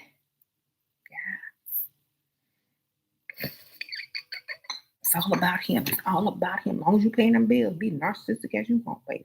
Work on it. Be a narcissist all you like. As long as them bills paid and you got what I need. That's all I need.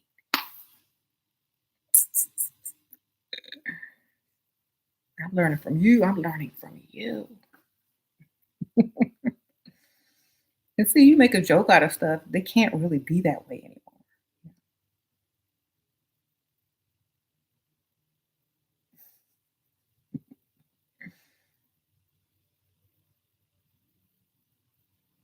You went on a date with an engineer who's a homeowner. Asked me if you own and I have a pension. Is that strange? 50-50 distance. Girl, I would ask why. You want to build me a house? You want me to move in already? It's like, oh, I don't discuss business on dates.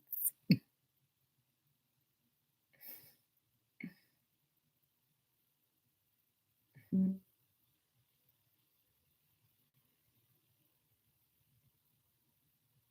You got a pension and you got a home.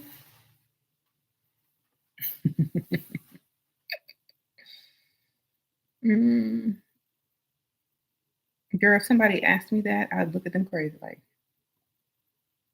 I'm planning on owning a home very soon. Yours. I'm planning on owning a home very soon. And hopefully I won't need a pension because I'll have doing the career or, I'll have enough doing what I absolutely love. I mean, I'm having your home and you gonna pay me for doing you. How you doing? Forever we gonna get married. My name gonna be on that deed. Don't ask me dumb questions.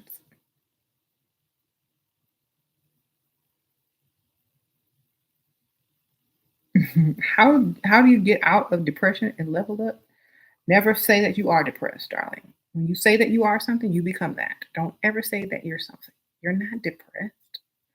Depression, you said, how do you get out of depression? You was never in it. That's how you got out. Live your life on purpose. Make each moment special. Make everything that's normal extraordinary. Okay.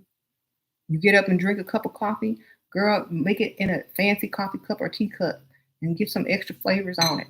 You know, uh, put on some ambiance music while you drink your coffee on the patio and look out at the beautiful sunlight. Just do make everything extra, girl. Just extra, extra, extra. Everything is extra. And even if you're not depressed, if you make everything extra, you're raising your standards for how people treat you. And maybe then you won't feel depressed because everybody will start to cater to you. Okay? You have never been depressed. You ain't never gonna be depressed. Just be extra. Okay? Be extra with it. Period. Mhm. Everything you do, make it extra. And you'll see. Just change everything to make it better. How to handle your boyfriend always working, we barely see each other. Where's your other one? You ain't got no boyfriend. You got a bill payer, hopefully. And if he working and you never see him and he ain't paying your bills, then what you doing? Is he at least paying them bills for you not to see him?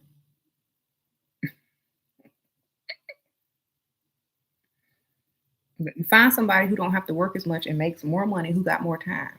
That means level up your standards in men. Or if you feel like you never see him, then what are y'all working for? To spend time at work? You say he pay your rent, then he ain't your boyfriend. He your rent payer, baby. Get you a friend to hang out with. Maybe a utility bill payer. You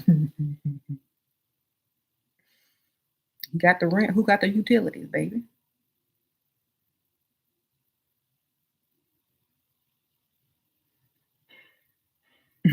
Who got them utilities?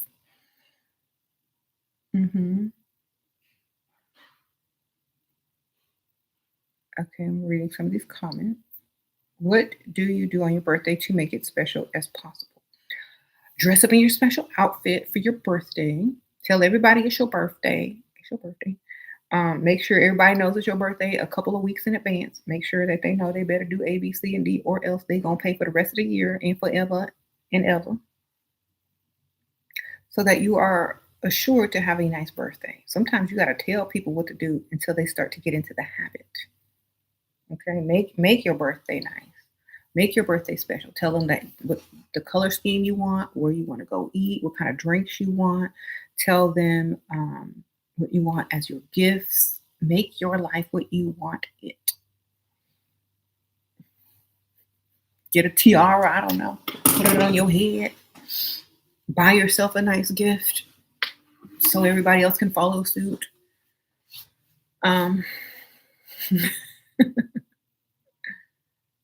you feel like you're able to soak up this info when you're alone, but when I'm actually interacting with men, I forget sometimes any advice.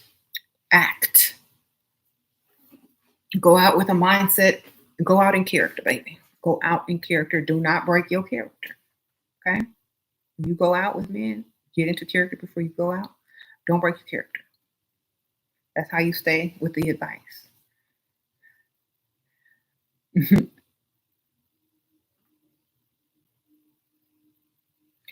You feel like you're able to, okay. How can you stay on topic and ask a question? Um, I don't know if you're talking about a date or what. Uh, with a man, I don't know. Like, who you talking to, me or about how to date? Your mother is narcissistic. Because of her, I had suffered a lot of financial mentally, and I'm very angry on her. She never accepts her fault. Any tips on get out of the depression? You and your mama are two different people. Okay? You and your mama are two different people. Period. Whatever she did is her mistake.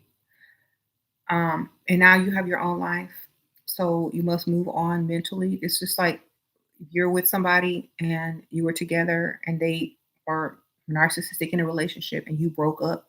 A lot of women still stuck on somebody who is a narcissist. Move on. Move on. That's your mama. She make mistakes. She human. Move on. Legally, a parent is only supposed to raise you with food, water, and shelter until you 18, or they could drop you off at the firehouse station or the orphanage.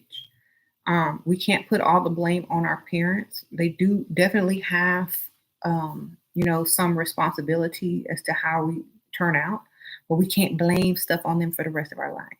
You know what I'm saying? We got to put on the big girl panties and go make your life exactly what you want it. Okay? Stop looking for someone to blame and take the responsibility and go and change it. You don't like something, go change it. That's why they hire people in different companies. Somebody that already messed up the company, they hire somebody new to come in and fix it. They don't go, oh, this person did it. I can't focus on anything else like fixing the problem because this person messed up the whole company and they made a bad decision and now the whole company is suffering for it. That's why they go and hire somebody to come in and not put the blame on nobody, but fix the problem. Go fix the problem. That's all you got to do. Fix the problem. Stop. Who cares? What if your mama died? What if she's not here anymore? What if you don't talk to her no more? What if you forgive her? What if you move on and become an adult and move forward in life and create the life that you want? Okay, we can't blame our parents for everything. I don't care, you know, what they did. At least you're free and you're grown and you can move forward and make your own decisions now. That's the gift. You are an adult now. Act like one. I mean, we can't blame people. We can try, but it's not going to fix anything. hmm So go make the life you want and don't worry about anything. How do you not fall in love? I fell in love with a man who just left the city for a better job offer and is still hurting. Girl, they say it's better to have loved than to never have loved at all. If you fall in love easily, then it's you can fall out of love easily. People that fall in love easily fall out of love very easily. So find a way to fall in love with something else. It doesn't have to be another person. It could be yourself. It could be an activity. It could be a hobby. It could be just up, upgrading your lifestyle in some way. It could be anything else. Go fall in love with something else. It's not the person you're in love with. It's the um, activity and how it makes you feel. So if you can find something else that makes you feel just as good, then you're fine. Oh, DK Sprinkle Sprinkle. Engaged thanks to you, and he's 60/40. I pay less. Moving in soon, and wedding date is set. What would you do? She would call the wedding date off until it's old. At least 199, 1 to 99, and he's the 99. Sprinkle Sprinkle. I'm not getting married to no 50, no 60/40 still.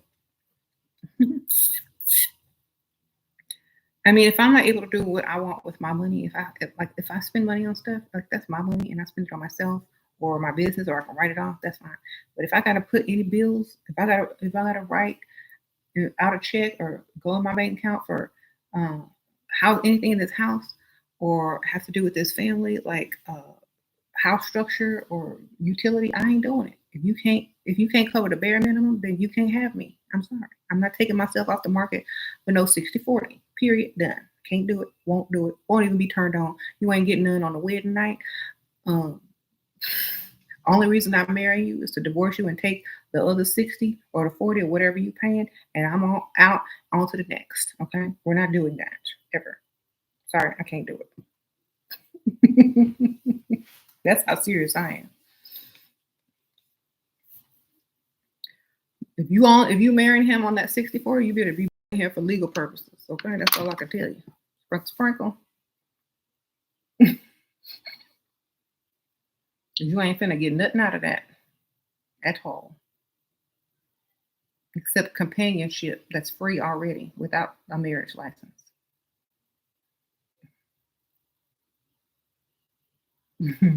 What's gonna change? You're gonna have a piece of paper that say you married and y'all live together, but y'all, mm-mm.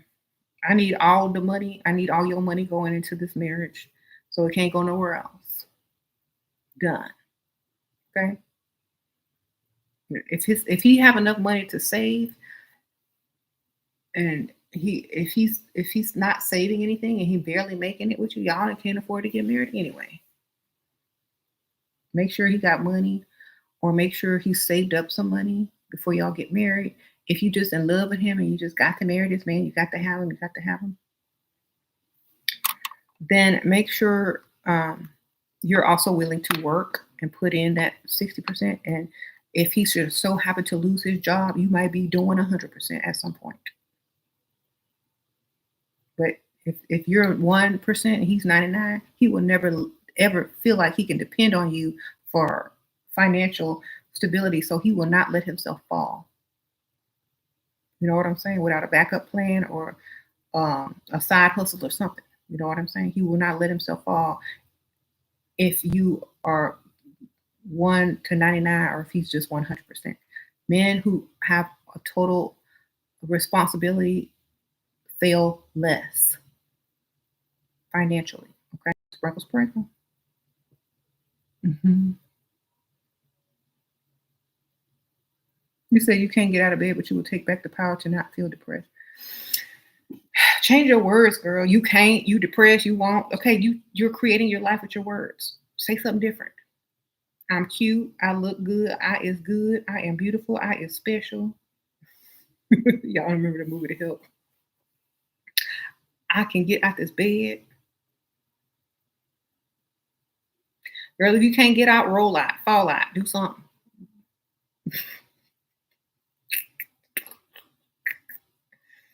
Okay. Make yourself laugh. Laughter is so good for you. Okay. Roll out the bed, fall out, do something, roll around on the floor. You can't get up and walk. Make yourself feel so stupid that you gotta laugh at yourself. Get up.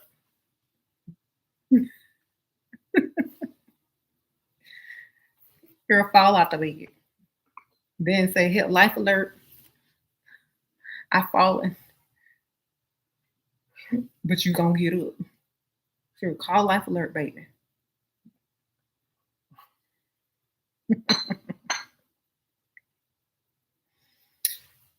Someone please call 911. Girl, make yourself laugh. That's the only thing that's gonna help you. Start seeing your situation as hilarious. Like, girl, I could get up. I just don't want to. What's stopping me? I don't know. Fall out the bed then. You're gonna get up then.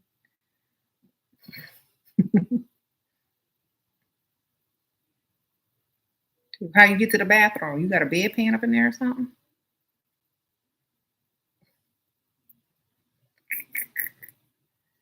Girl, make up your bed so you don't go get back in it. Wash your sheets. Take them off your bed and wash them sheets so you only got a mattress with that little stain on it so you don't try to get back in. Okay, do something. I can't lay down. I have no sheets. I missed the super chat. Hold on. Okay, sprinkle, sprinkle. Uh, I'm a new subscriber, and you are wondering if you still do um, I don't do consultations. I do phone calls on my Patreon uh, tier, and you'll definitely there's only 5 spots available. So if you join the top tier, which is phone call tier, there might be a space available, and we could schedule a phone call. So sprinkle, sprinkle. Um, there's a link right there to join. Join the tier that says phone call. And there's only 5 slots available. I don't know how many are still available, but hopefully there'll be one. You say your Dusty finally rolled out his bag yesterday? Wonderful.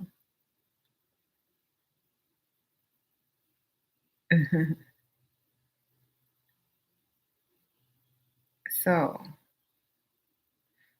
at yourself sometimes. Sometimes, like, we think we're depressed, but we're what really, sometimes really what you're doing. It's not allowing yourself to enjoy life to the fullest. It's like you have every day, but you don't use it. You have every day to be special, to make things special, to make things extra, to make things romantic, to make things like fairy tale like and dreamlike, but you choose not to. And you don't know why you know, feel this way. It's only because you're not living on purpose. Live on purpose. hmm I don't think it's if you're depressed. I don't think it's lazy. I just think you're not living on purpose. hmm So try to live on purpose. That's very important. Make everything special and extra. Do you have any advice on forgiving yourself for past mistakes and decisions you made? Oh, ding ding. Who is this? Somebody sending me some money. Hey, what am I getting? Hold on. Oh, hold on. Ew. Sasha sent me a picture of some ramen with some ice cream. It looked nasty. I'm not eating that.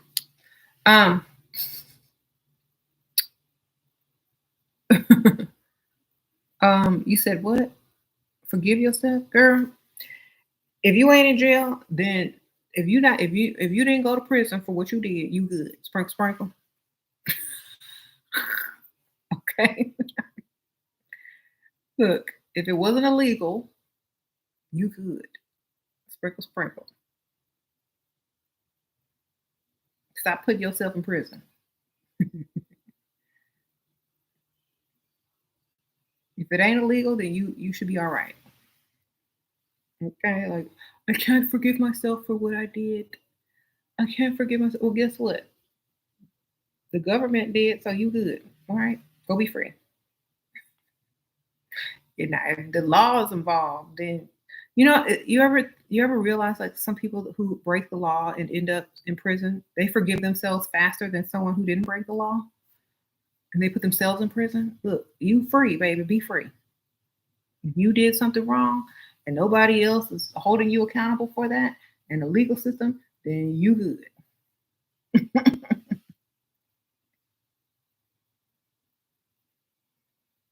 hmm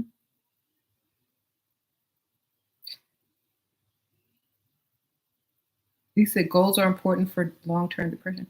Y'all keep stop labeling stuff. That's one that I keep trying to tell y'all. Y'all keep labeling stuff, y'all gonna keep creating it.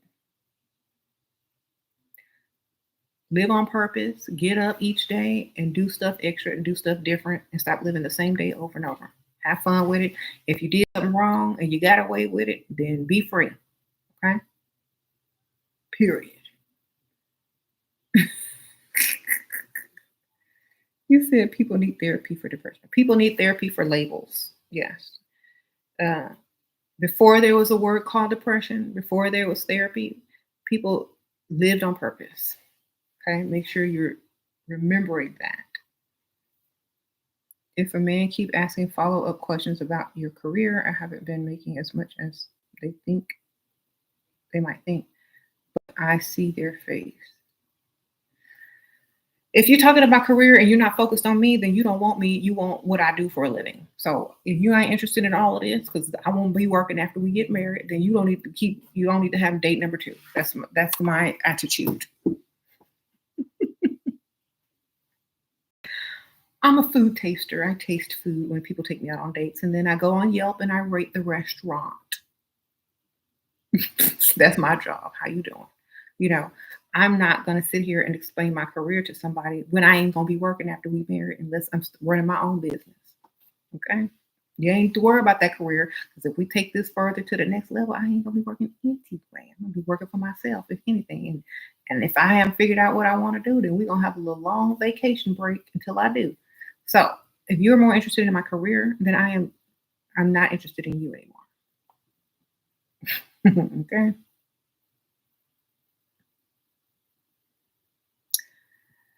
There you go. They're just trying to short come up so they can floss and get the car they want after they do 60-40 with you, girl. Nah, it ain't gonna work that way. Unless they already have money, maybe they just are workaholics themselves and they don't know what else to talk about sometimes, then try to change the subject. You trying to figure out if you're a gold digger?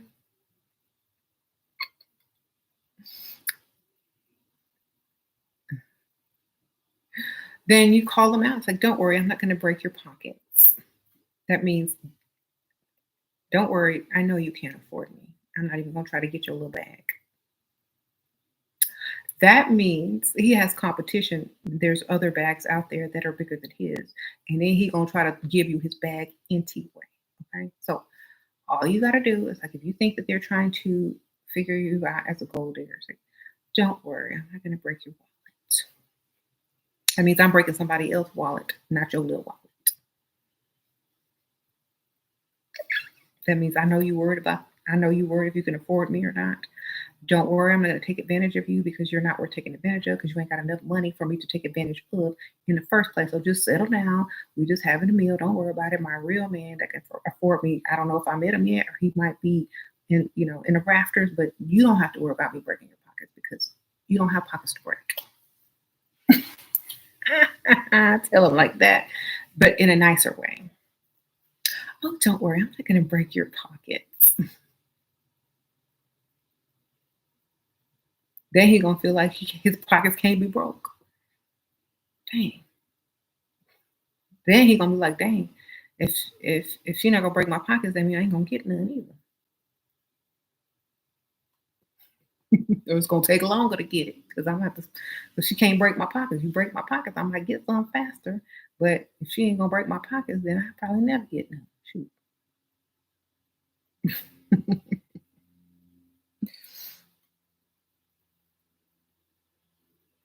hmm What facial feature are the most important to men in your? I think a smile and eye contact. Eyes and the smile, like they have to look into your eyes, and then when they do something to make you happy or smile, it's kind of like it feels good to them to see if you're smiling and how you look when you're having fun, when you're in their presence. So I think it's a smile and the eyes, definitely.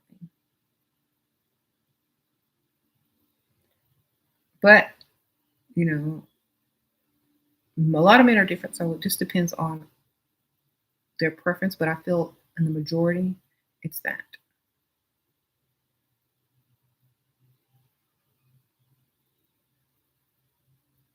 You said do a video on pregnancy and motherhood, girl. Get fat while you can, not too fat though.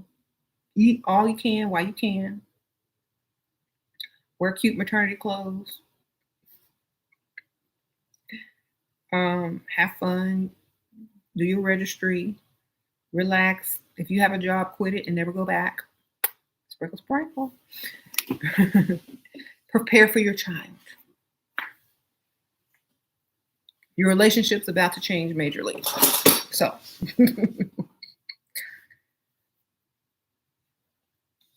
mhm. Control your emotions. Definitely. Read a book. Read a good book. It's time to get into good books when you're pregnant.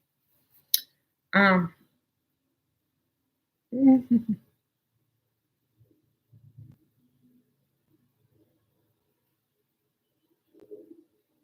how to avoid men.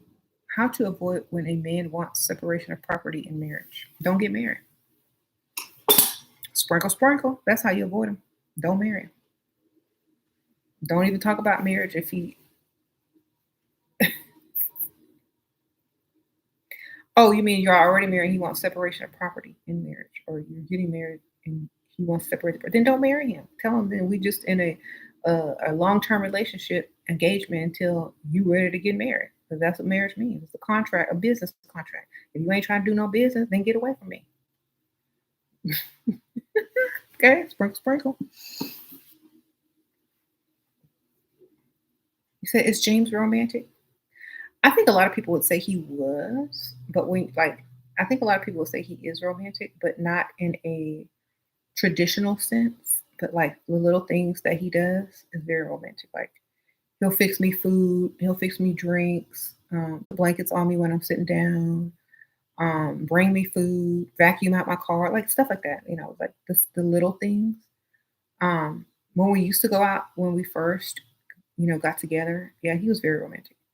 But like we've been together for almost 20 years. So, but he still does all those things. Still. Because because I do a lot of stuff for myself, but at the same time, he knows that that's what's going to keep my attention.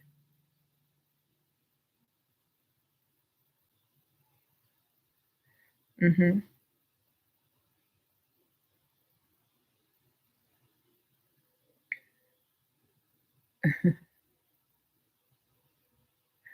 Yeah, he says cute James does those things. He keeps the garage clean for my car.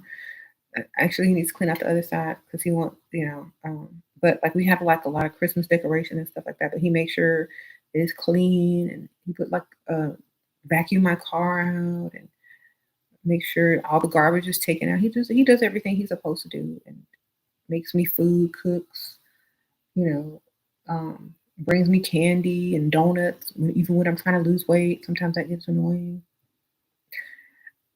He does his part. Mhm. His love language is acts of service, right? Um, because he knows I hate doing laundry, so he'll do the laundry, or if I throw it in there, he'll finish it. He knows I don't like mopping, so between the maids, he'll be doing all of that. He knows I hate cleaning, so he'll do that. So acts of service, definitely. So I ain't finna do it. Um, your love language is words of affirmation, but men are just not good at it. Mm, to me, if your love language is words of affirmation, some people may call that what do they call it? The need of approval, or let me read some of these. I don't think that's an act of love because unless you're doing it to them, and then they can't do it back for you. So unless you're giving them affirmations of love, they're they're not supposed to do it automatically unless you're returning that. So if you're not giving them those same affirmations of love on a daily basis, then they don't think it's the norm. So like if you say, "Oh honey, I love you. You look so cute today." If they do the same thing back because you said something, then they might take it upon themselves to say it first the next day. You know what I'm saying? So you gotta also be able to do that yourself. And if you do, and they still don't respond, then maybe they feel like it's being forced, or it would be fake if they said it and they didn't mean it. So you gotta kind of figure out what that's all about. Me, I know I look good. You ain't got to tell me twice. Even if I look bad, I'm gonna tell you I look good because that's how I feel. Period. If a daily affirmation of love, saying I love you and things like that, if you do that on a daily basis and I know you don't mean it, it means nothing to me. But if you say it every once in a while when it means something, then it's more meaningful and impactful to me. Um, if I say that I love you, I do love you every day. But when I choose to say it, it means I'm really feeling something today, and I wanted to let you know because the feeling was so overwhelming that I couldn't hold it in much longer. And that's even better than saying I love you on a daily basis when it really means it, because then it just becomes something that you say without thinking, and it becomes less special. Um,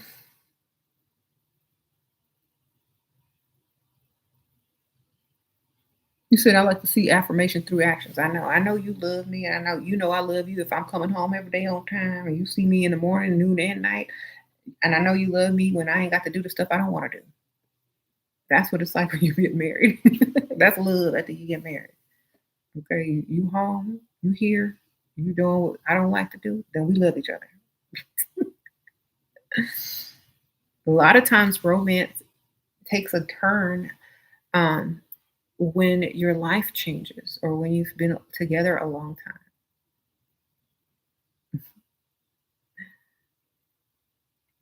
It's a turn off when you say it's a turn off when you say but don't show it. Exactly.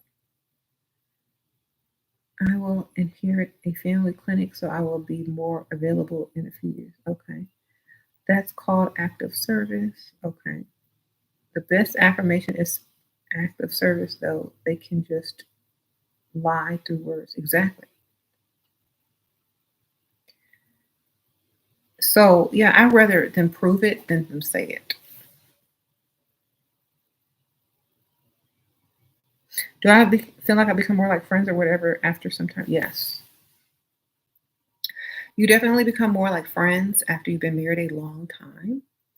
It's only because you spend so much time with each other and you know each other so well, and like all that nervousness and like feelings of like, am I good enough or da da da between a man and a woman kind of disappear because you've been together so long.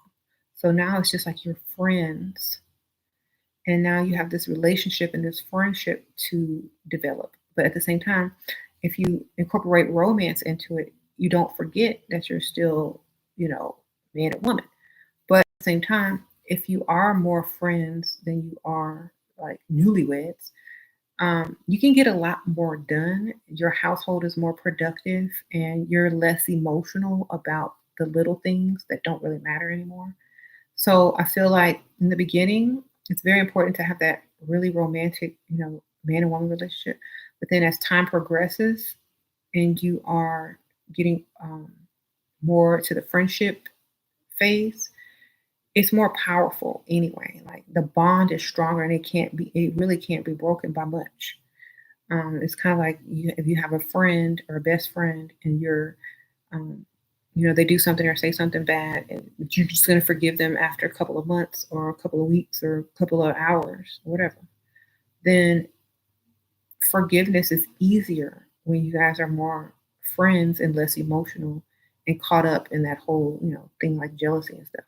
So I would definitely say being friends is much more um, positive for any relationship that's going to be long term. So if you can't be friends with somebody, then you know at least try. That way, it can last longer and it's better in the future.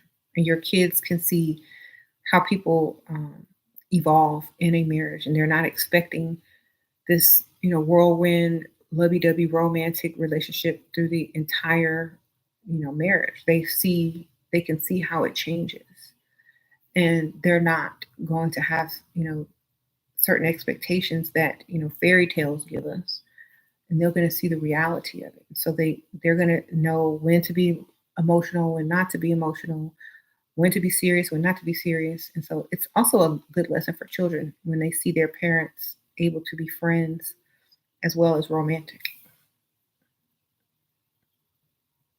Mhm. How do kids change a relationship? Well, they cost more money, so more money is going to be spent. That's number one. They take up more time, so you're going to have less time together unless y'all spend it together as a family. And sometimes the man don't want to spend their time, singing nursery rhymes and watching cartoons when they want to, be with their woman. And a lot of times the priority of the child comes before the man in the relationship. So the man has to take a back seat to the child for until the child is more self-sufficient. And if the man doesn't enjoy it or want to be a major part of the child raising process, then it's a turnoff to the woman. So it's kind of tricky, but you both have to be on the same page about how you want to raise the kids and you know their position in the relationship and how the kid is to be the priority until the kid is self-sufficient, because those years between I guess birth and like 7 years old, they need to learn a lot in order to become self-sufficient and how to think, make decisions, and their personality has to be developed for them to be a good functioning human being. And so The men have to understand the psychology of children as well and the development of children as well in order to emotionally take a back seat and also, time wise take a back seat so that their child, their offspring, their blood can, you know, be raised with some decent common sense. Okay, sprinkle, sprinkle, sprinkle, sprinkle. Stacy, appreciate that. Oh, for my birthday. Oh, I remember. Well, my birthday was last week, but I'm celebrating all day long. I mean, all week, all month. Thank you, sprinkle, sprinkle. Um, Yeah. So kids, men have like a lot of men are ignorant to the development of children and what they need and how much attention and nurturing they need that they get a little bit mad and they go out and look for something else because the mom is taking more precedence over the child. If you take the time during your pregnancy to educate the man on the development of children and what their needs are, get you a book or watch a video or something, they'll be more understanding and understand that if they don't do what they gotta do, their kid gonna turn out a little bit different or not as they should have. So they will more likely be more understanding that you need to spend time with that child or the children. Is emotional incompatibility a big deal in marriage? My fiance can't hold a deep conversation. It's quiet and you're scared of getting bored. That's why you have kids, baby. Sprinkle, sprinkle. That's why you have margarita night.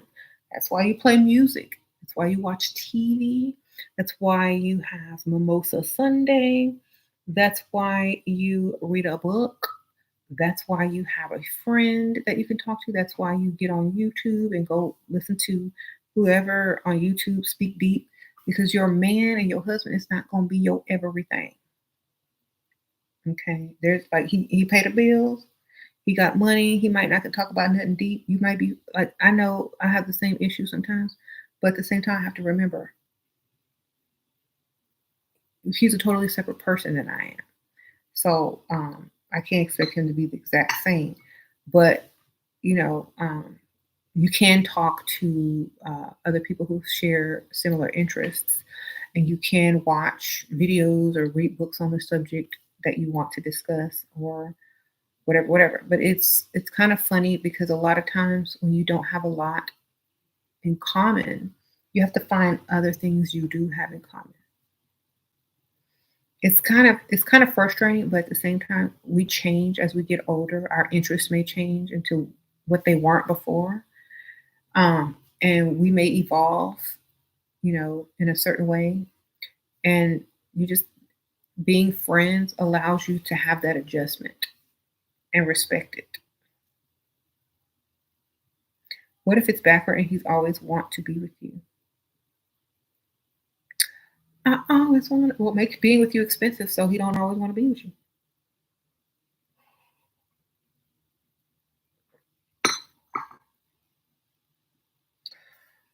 What do you want to do? I want to go shopping. Let's go. Bring your wallet. What do you want to do? I want to shop online. Give me your credit card number. What do you want to do? If you need time alone, make your time expensive. Where you want to go? I feel like going to eat at this really nice restaurant. Let's go. Girl, you don't know how fast he's gonna be out that room. Pull out your tablet, your computer, and get on Amazon and see how fast he run.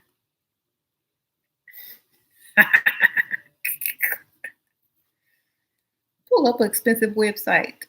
Credit card, bring, and when he start to walk in the room, tell him to bring his wallet.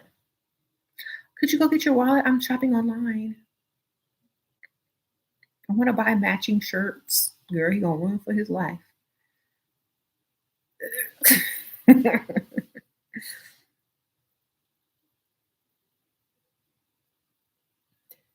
How to make a man chase for intimacy? Um, look good and don't give him none, and don't look at him like you want him. Ignore him, baby. Ignore him. Look at yourself more in the mirror. Like get in the mirror and be like, don't even look at him.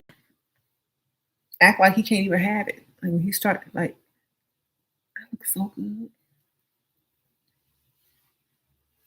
Turn your cell phone in the mirror, let him watch you look at yourself and not even look at him in his direction. It's gonna make him want you more. Okay? Don't even look at him. Don't even look at him. Be into yourself, ignore that part of him, and he's gonna want you even more.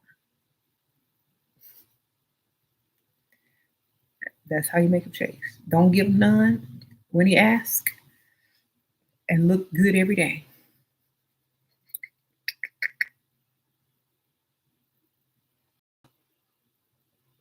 In my opinion, what are some of the main things a man needs in a relationship? Um, Needs? Like, what does a man need? To feel appreciated, I think, number one. To feel like he can definitely take care of his family or his woman. That's number two. Number three, he probably needs attention when he feels like he has the time, but don't give him too much attention because then they'll get used to it, but just enough to keep them going. Okay, that's it. Probably needs to feel comfortable to talk to you about certain things that you won't get upset. But then he needs to learn how to approach you as well. So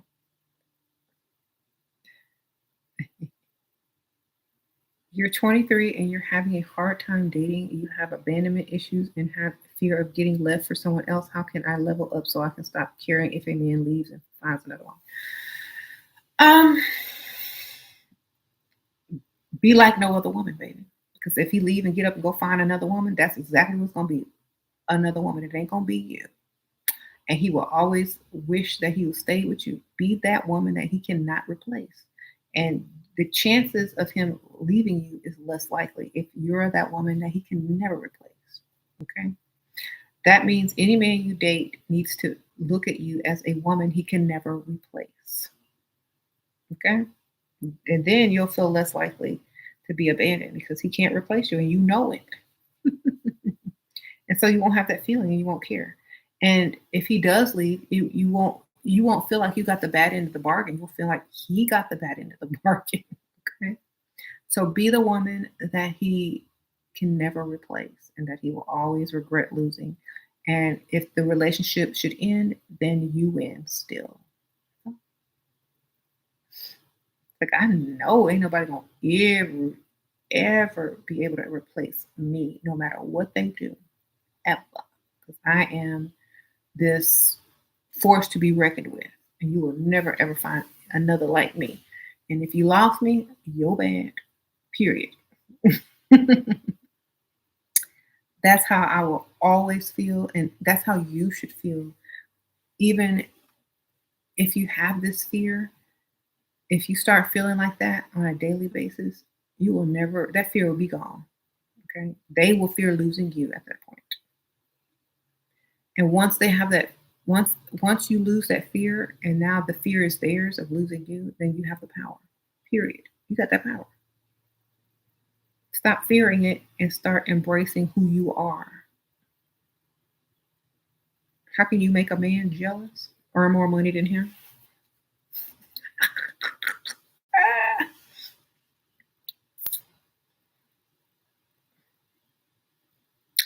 earn more money? That's how you make him jealous?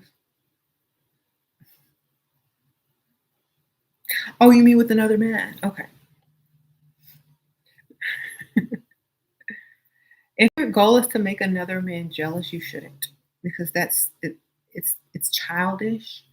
But if you have to feel like you're going to make him jealous, talk about money. Talk about someone else's money. Talk about another man's money. That is even better. Okay. Men are weak when it comes to money, especially if someone else is making more than them or if you're making more than them. If you ever want to make a man jealous, you don't have to do anything with anybody. All you got to do is talk about that money that someone else has and what they can do for you with their money or what you can do with your own money. That will get them motivated to do something. Okay. Is it good for a man to never ask questions? My man is like this, and but it's also strange. And he either he knows the answers or he doesn't care. Okay.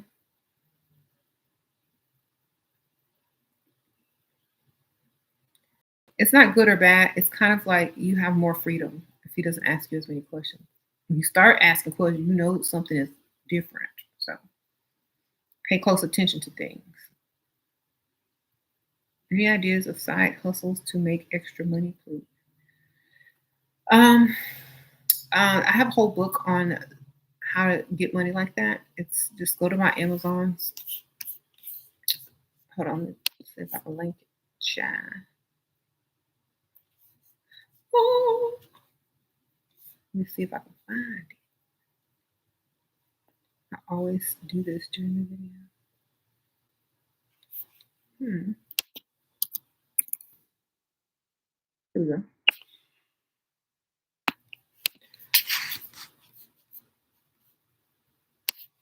Here we go. So the title of this particular book is How to Do What You Love. And it gives you all these different ideas on how to get a side hustle, a small business, or start getting money with no money. Okay. So y'all go get that book. Is it good for a man to never ask questions? Okay, I already answered that question. How do you respond to a man who makes plans and doesn't follow through? Um, I make plans. I make backup plans in case he don't follow through, and I just go on looking like I look how I was dressed to spend time with him and go spend it elsewhere. Okay. The show don't stop. Keep moving.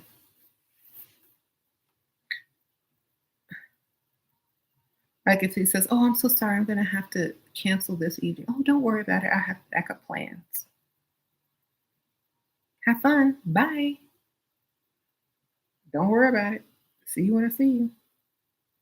Also kind of feel relief that he canceled in your voice. That way he'll be like, "Dang, she must have wanted me to cancel. Wonder what she got going on." So, feel like when they say, "Oh, I have to cancel my plans," or "I'm not going to be able to do it," or if they don't follow through, be like, "Don't mention it. Act like you forgot about it. Like, go get it somewhere else." When you show up, what are you gonna be like? How'd you do that, or how'd you get it? I was supposed to do that for you. Oh, you were? Well, you can still do it. I still need this, and that.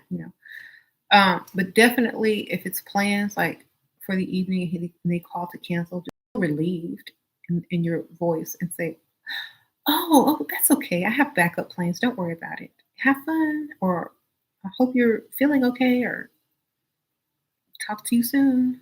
You know, don't even feel disappointment.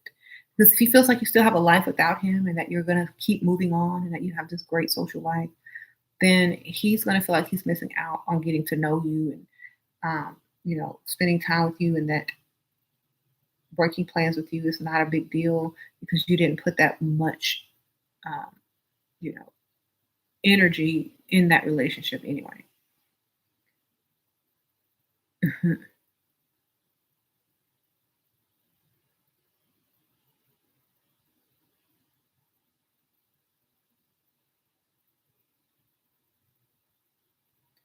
Do you believe how a man treats his mom is how he will treat you? Um, well, to a degree, yes, to a degree, but also it's how his mom treats him that he will expect you to treat him or be as well. So if his mom was a hard worker and worked the job of two people, and you say you want to stay home, that could be a problem. So that's why you need to make it super clear that you ain't his mama. Period.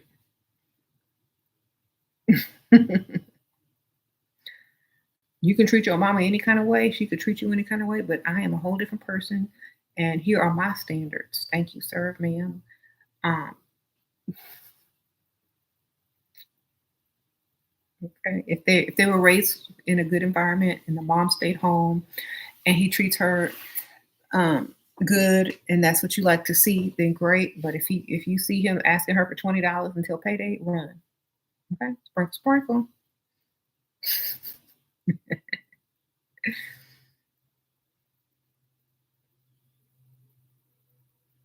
If he talks back to his own mother, run. Because if he can disrespect her, imagine what he gonna do to you. If he talk back to his mama, run.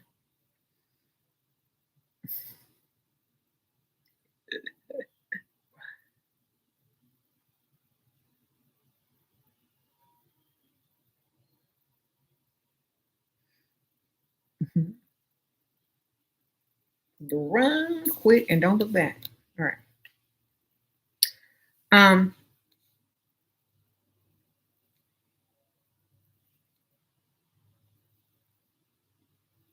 what if he asks you out again? Okay. After he told you he can't go out on a date, then tell him the date that you are available and make sure it is far in advance. Well, I'm available next week. Make it at least 5 days out, baby. That means if he really want to see you, he gonna wait and he gonna show up and do what he was supposed to do the first time. If he comes with you with another excuse of why he can't go again, sorry, then don't ever contact him and don't answer his phone call ever no more. Okay? Put it way out. If he's got money and you want his money and you have a different strategy, get in and get your money and see what's going on. But if he's not trying to give you no money and you don't think it's like a sugar daddy type relationship, then spread it out. Let him wait. You said your future mother-in-law is bipolar, but nice to you. Should I distance myself?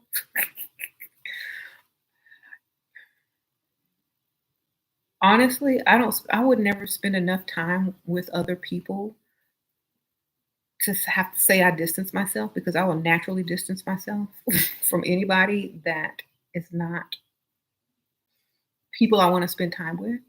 So, like when you visit mother-in-laws, this is hello, how are you? You look well, great. I'm gonna go get something to eat. See you later. It shouldn't be like you're all up in somebody's grill and having hour-long conversations with them. Turn on the TV, put on your earbuds, go busy yourself. You don't have to be around people to be around people. You know what I'm saying?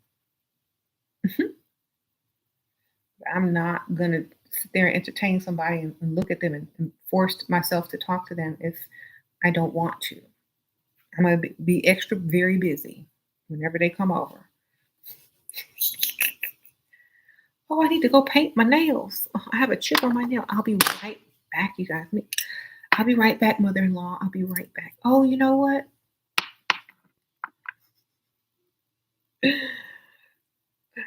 I'm doing laundry. Just put one thing in the dryer and turn it on. Oh my gosh, I'm alphabetizing my collection of books, and I'll be right back. I have this on my goals for the weekend. Would you like something to drink? Here, here's the remote to the TV. Or do you need a pillow or a blanket? All right, I'll be in the next room. If you need me, holler. How to respond to the man when they say that a woman declines at 25? I guess his mama is below ground then, super decline. If a woman, I always say if a woman declines after 25, it's because the man can't afford her anymore.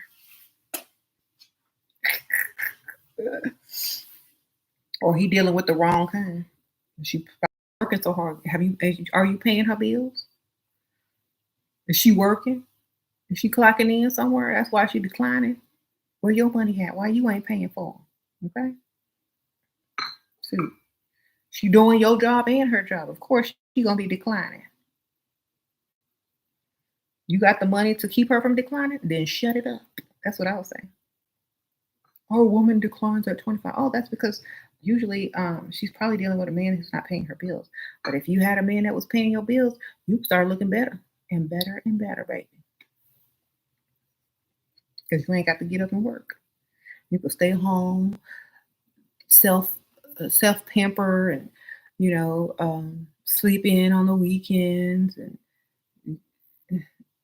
not have to worry about the stresses of work, or you don't have to have all of that issue of getting through traffic every day and getting up early and taking care of the kids. You might look good if a man could take care of you or could afford to take care of you. You can't afford to take care of a woman after 25, then shut your mouth. That's what I say.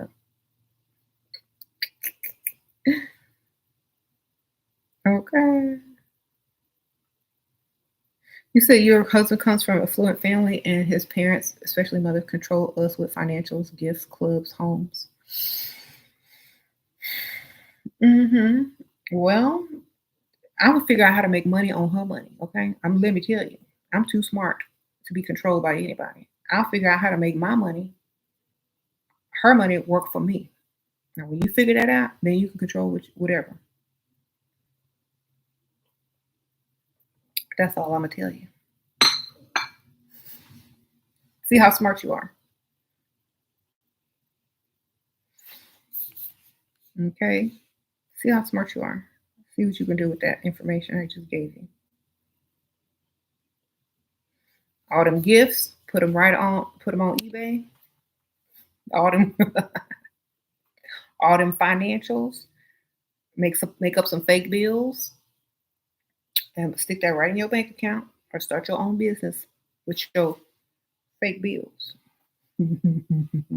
or financials. Girl, leave it to me. Shoot, I be making money on their money.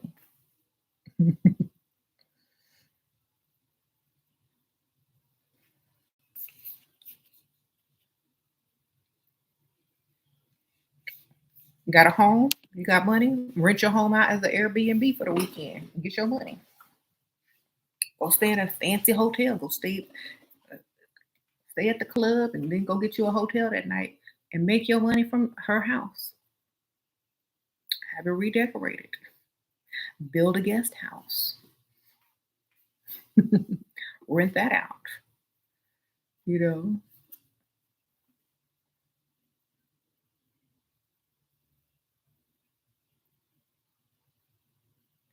boyfriend catches feeling for some other woman but denies them how to react. Boyfriend, not husband, baby. Honestly,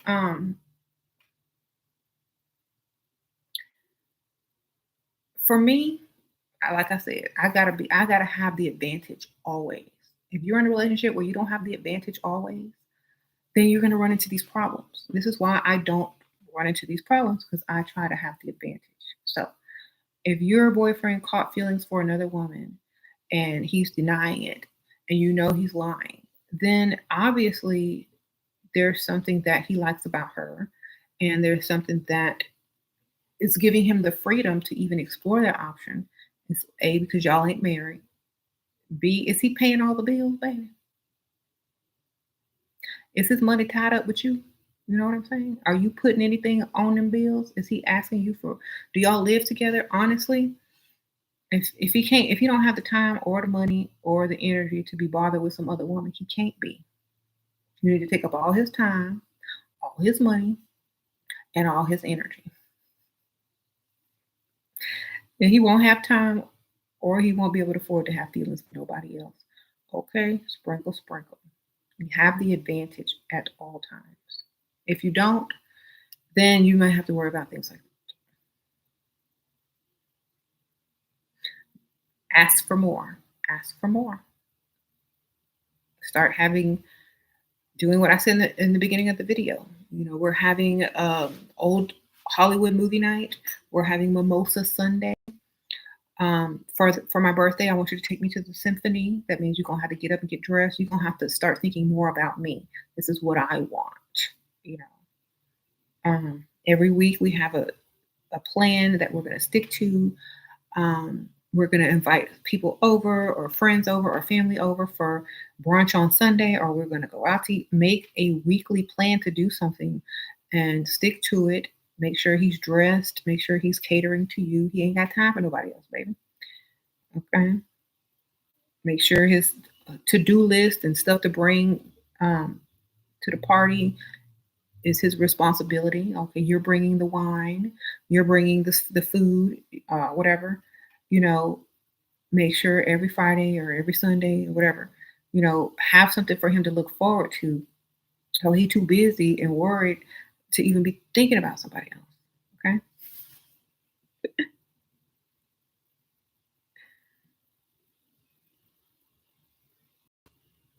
You should be able with a man that can provide for you, not depending on his family. And if he ain't paying no bills, then he can have a sprinkle. That's all I can tell you. I'm not gonna be worried about nobody that ain't worried about me.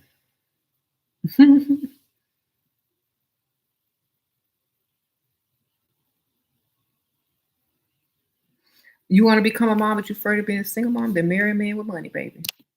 You'll never be single if that man got money. You know why? Because after he leave and you get his money, um, you'll always have somebody with you, which will be your child and his money.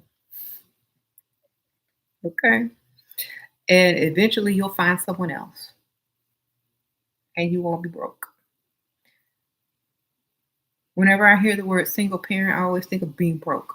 If you ain't broke, you ain't single because you got them Benjamins. Okay. Then the two of us need to look no more. We both found what we were looking for. Give me that money, okay?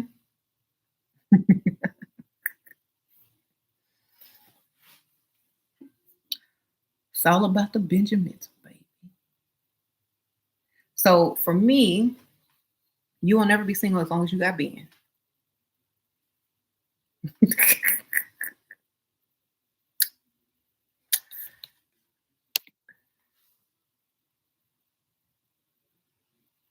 You got Ben, you good. Said period. Okay. Don't don't have Dusty with no Ben. Because Ben is who you want. If Dusty got Ben, then y'all good. If y'all got a Dusty Ben, y'all, I don't know. Y'all gotta if he been Dusty but not Dusty no more, then I don't know. But get your money.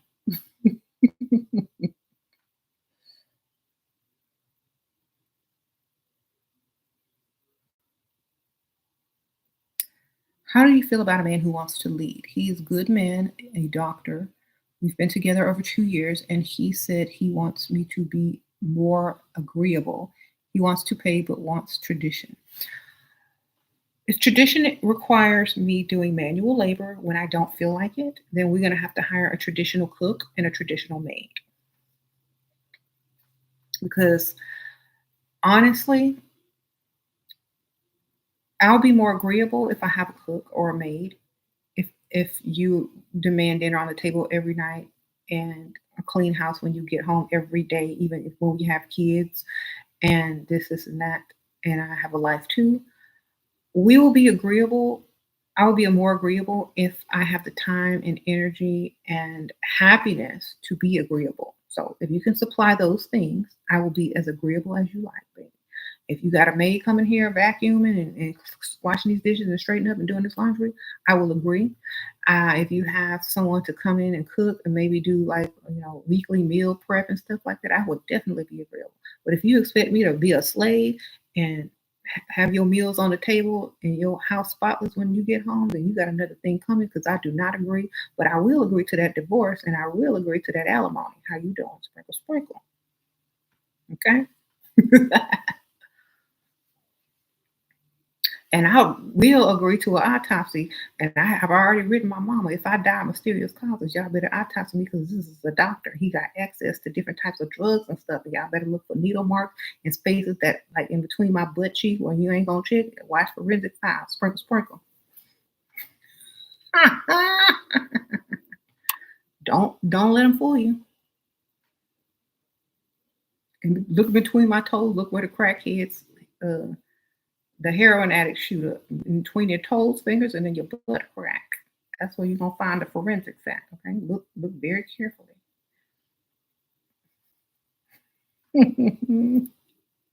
Girl, that's why I'm missing no doctors. Unless I'm a nurse and I got access to. How you doing?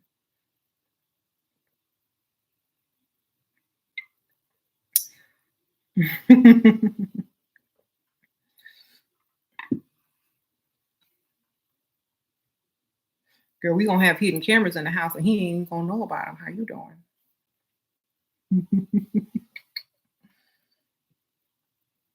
Gonna have hidden cameras.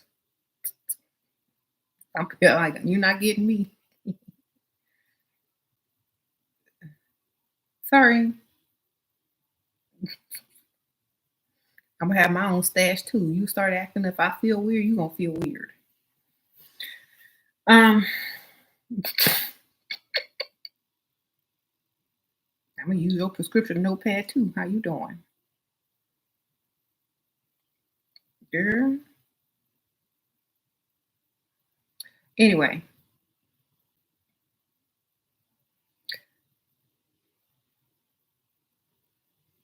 you're 24, you want feminine mindset and wit.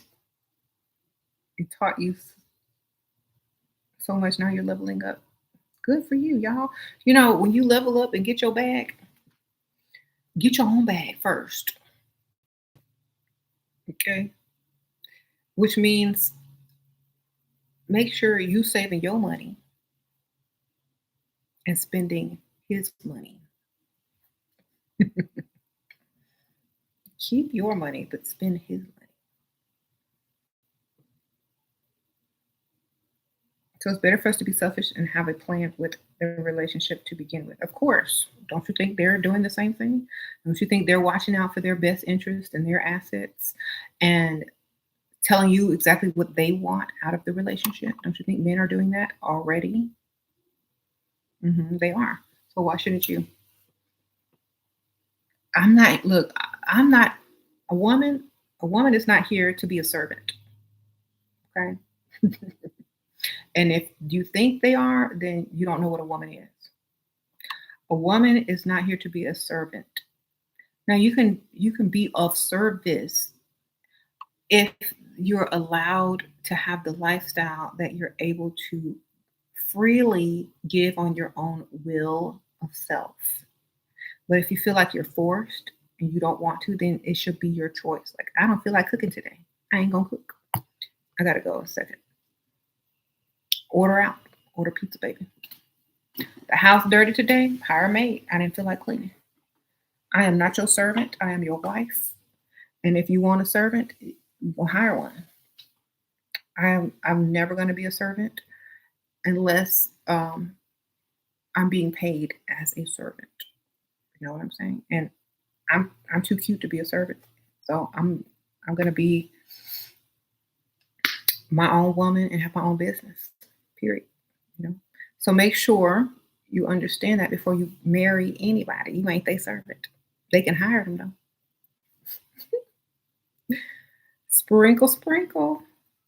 If they want a servant, tell them marry one. If they want a free servant, tell them go marry one. But you ain't in. Bye.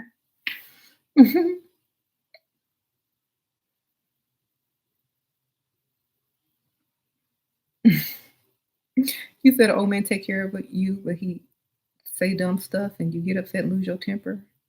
Girl, he old. Girl, start a blog. Dumb stuff my old man said today. Get paid at least. All right, I'm see y'all later. Bye.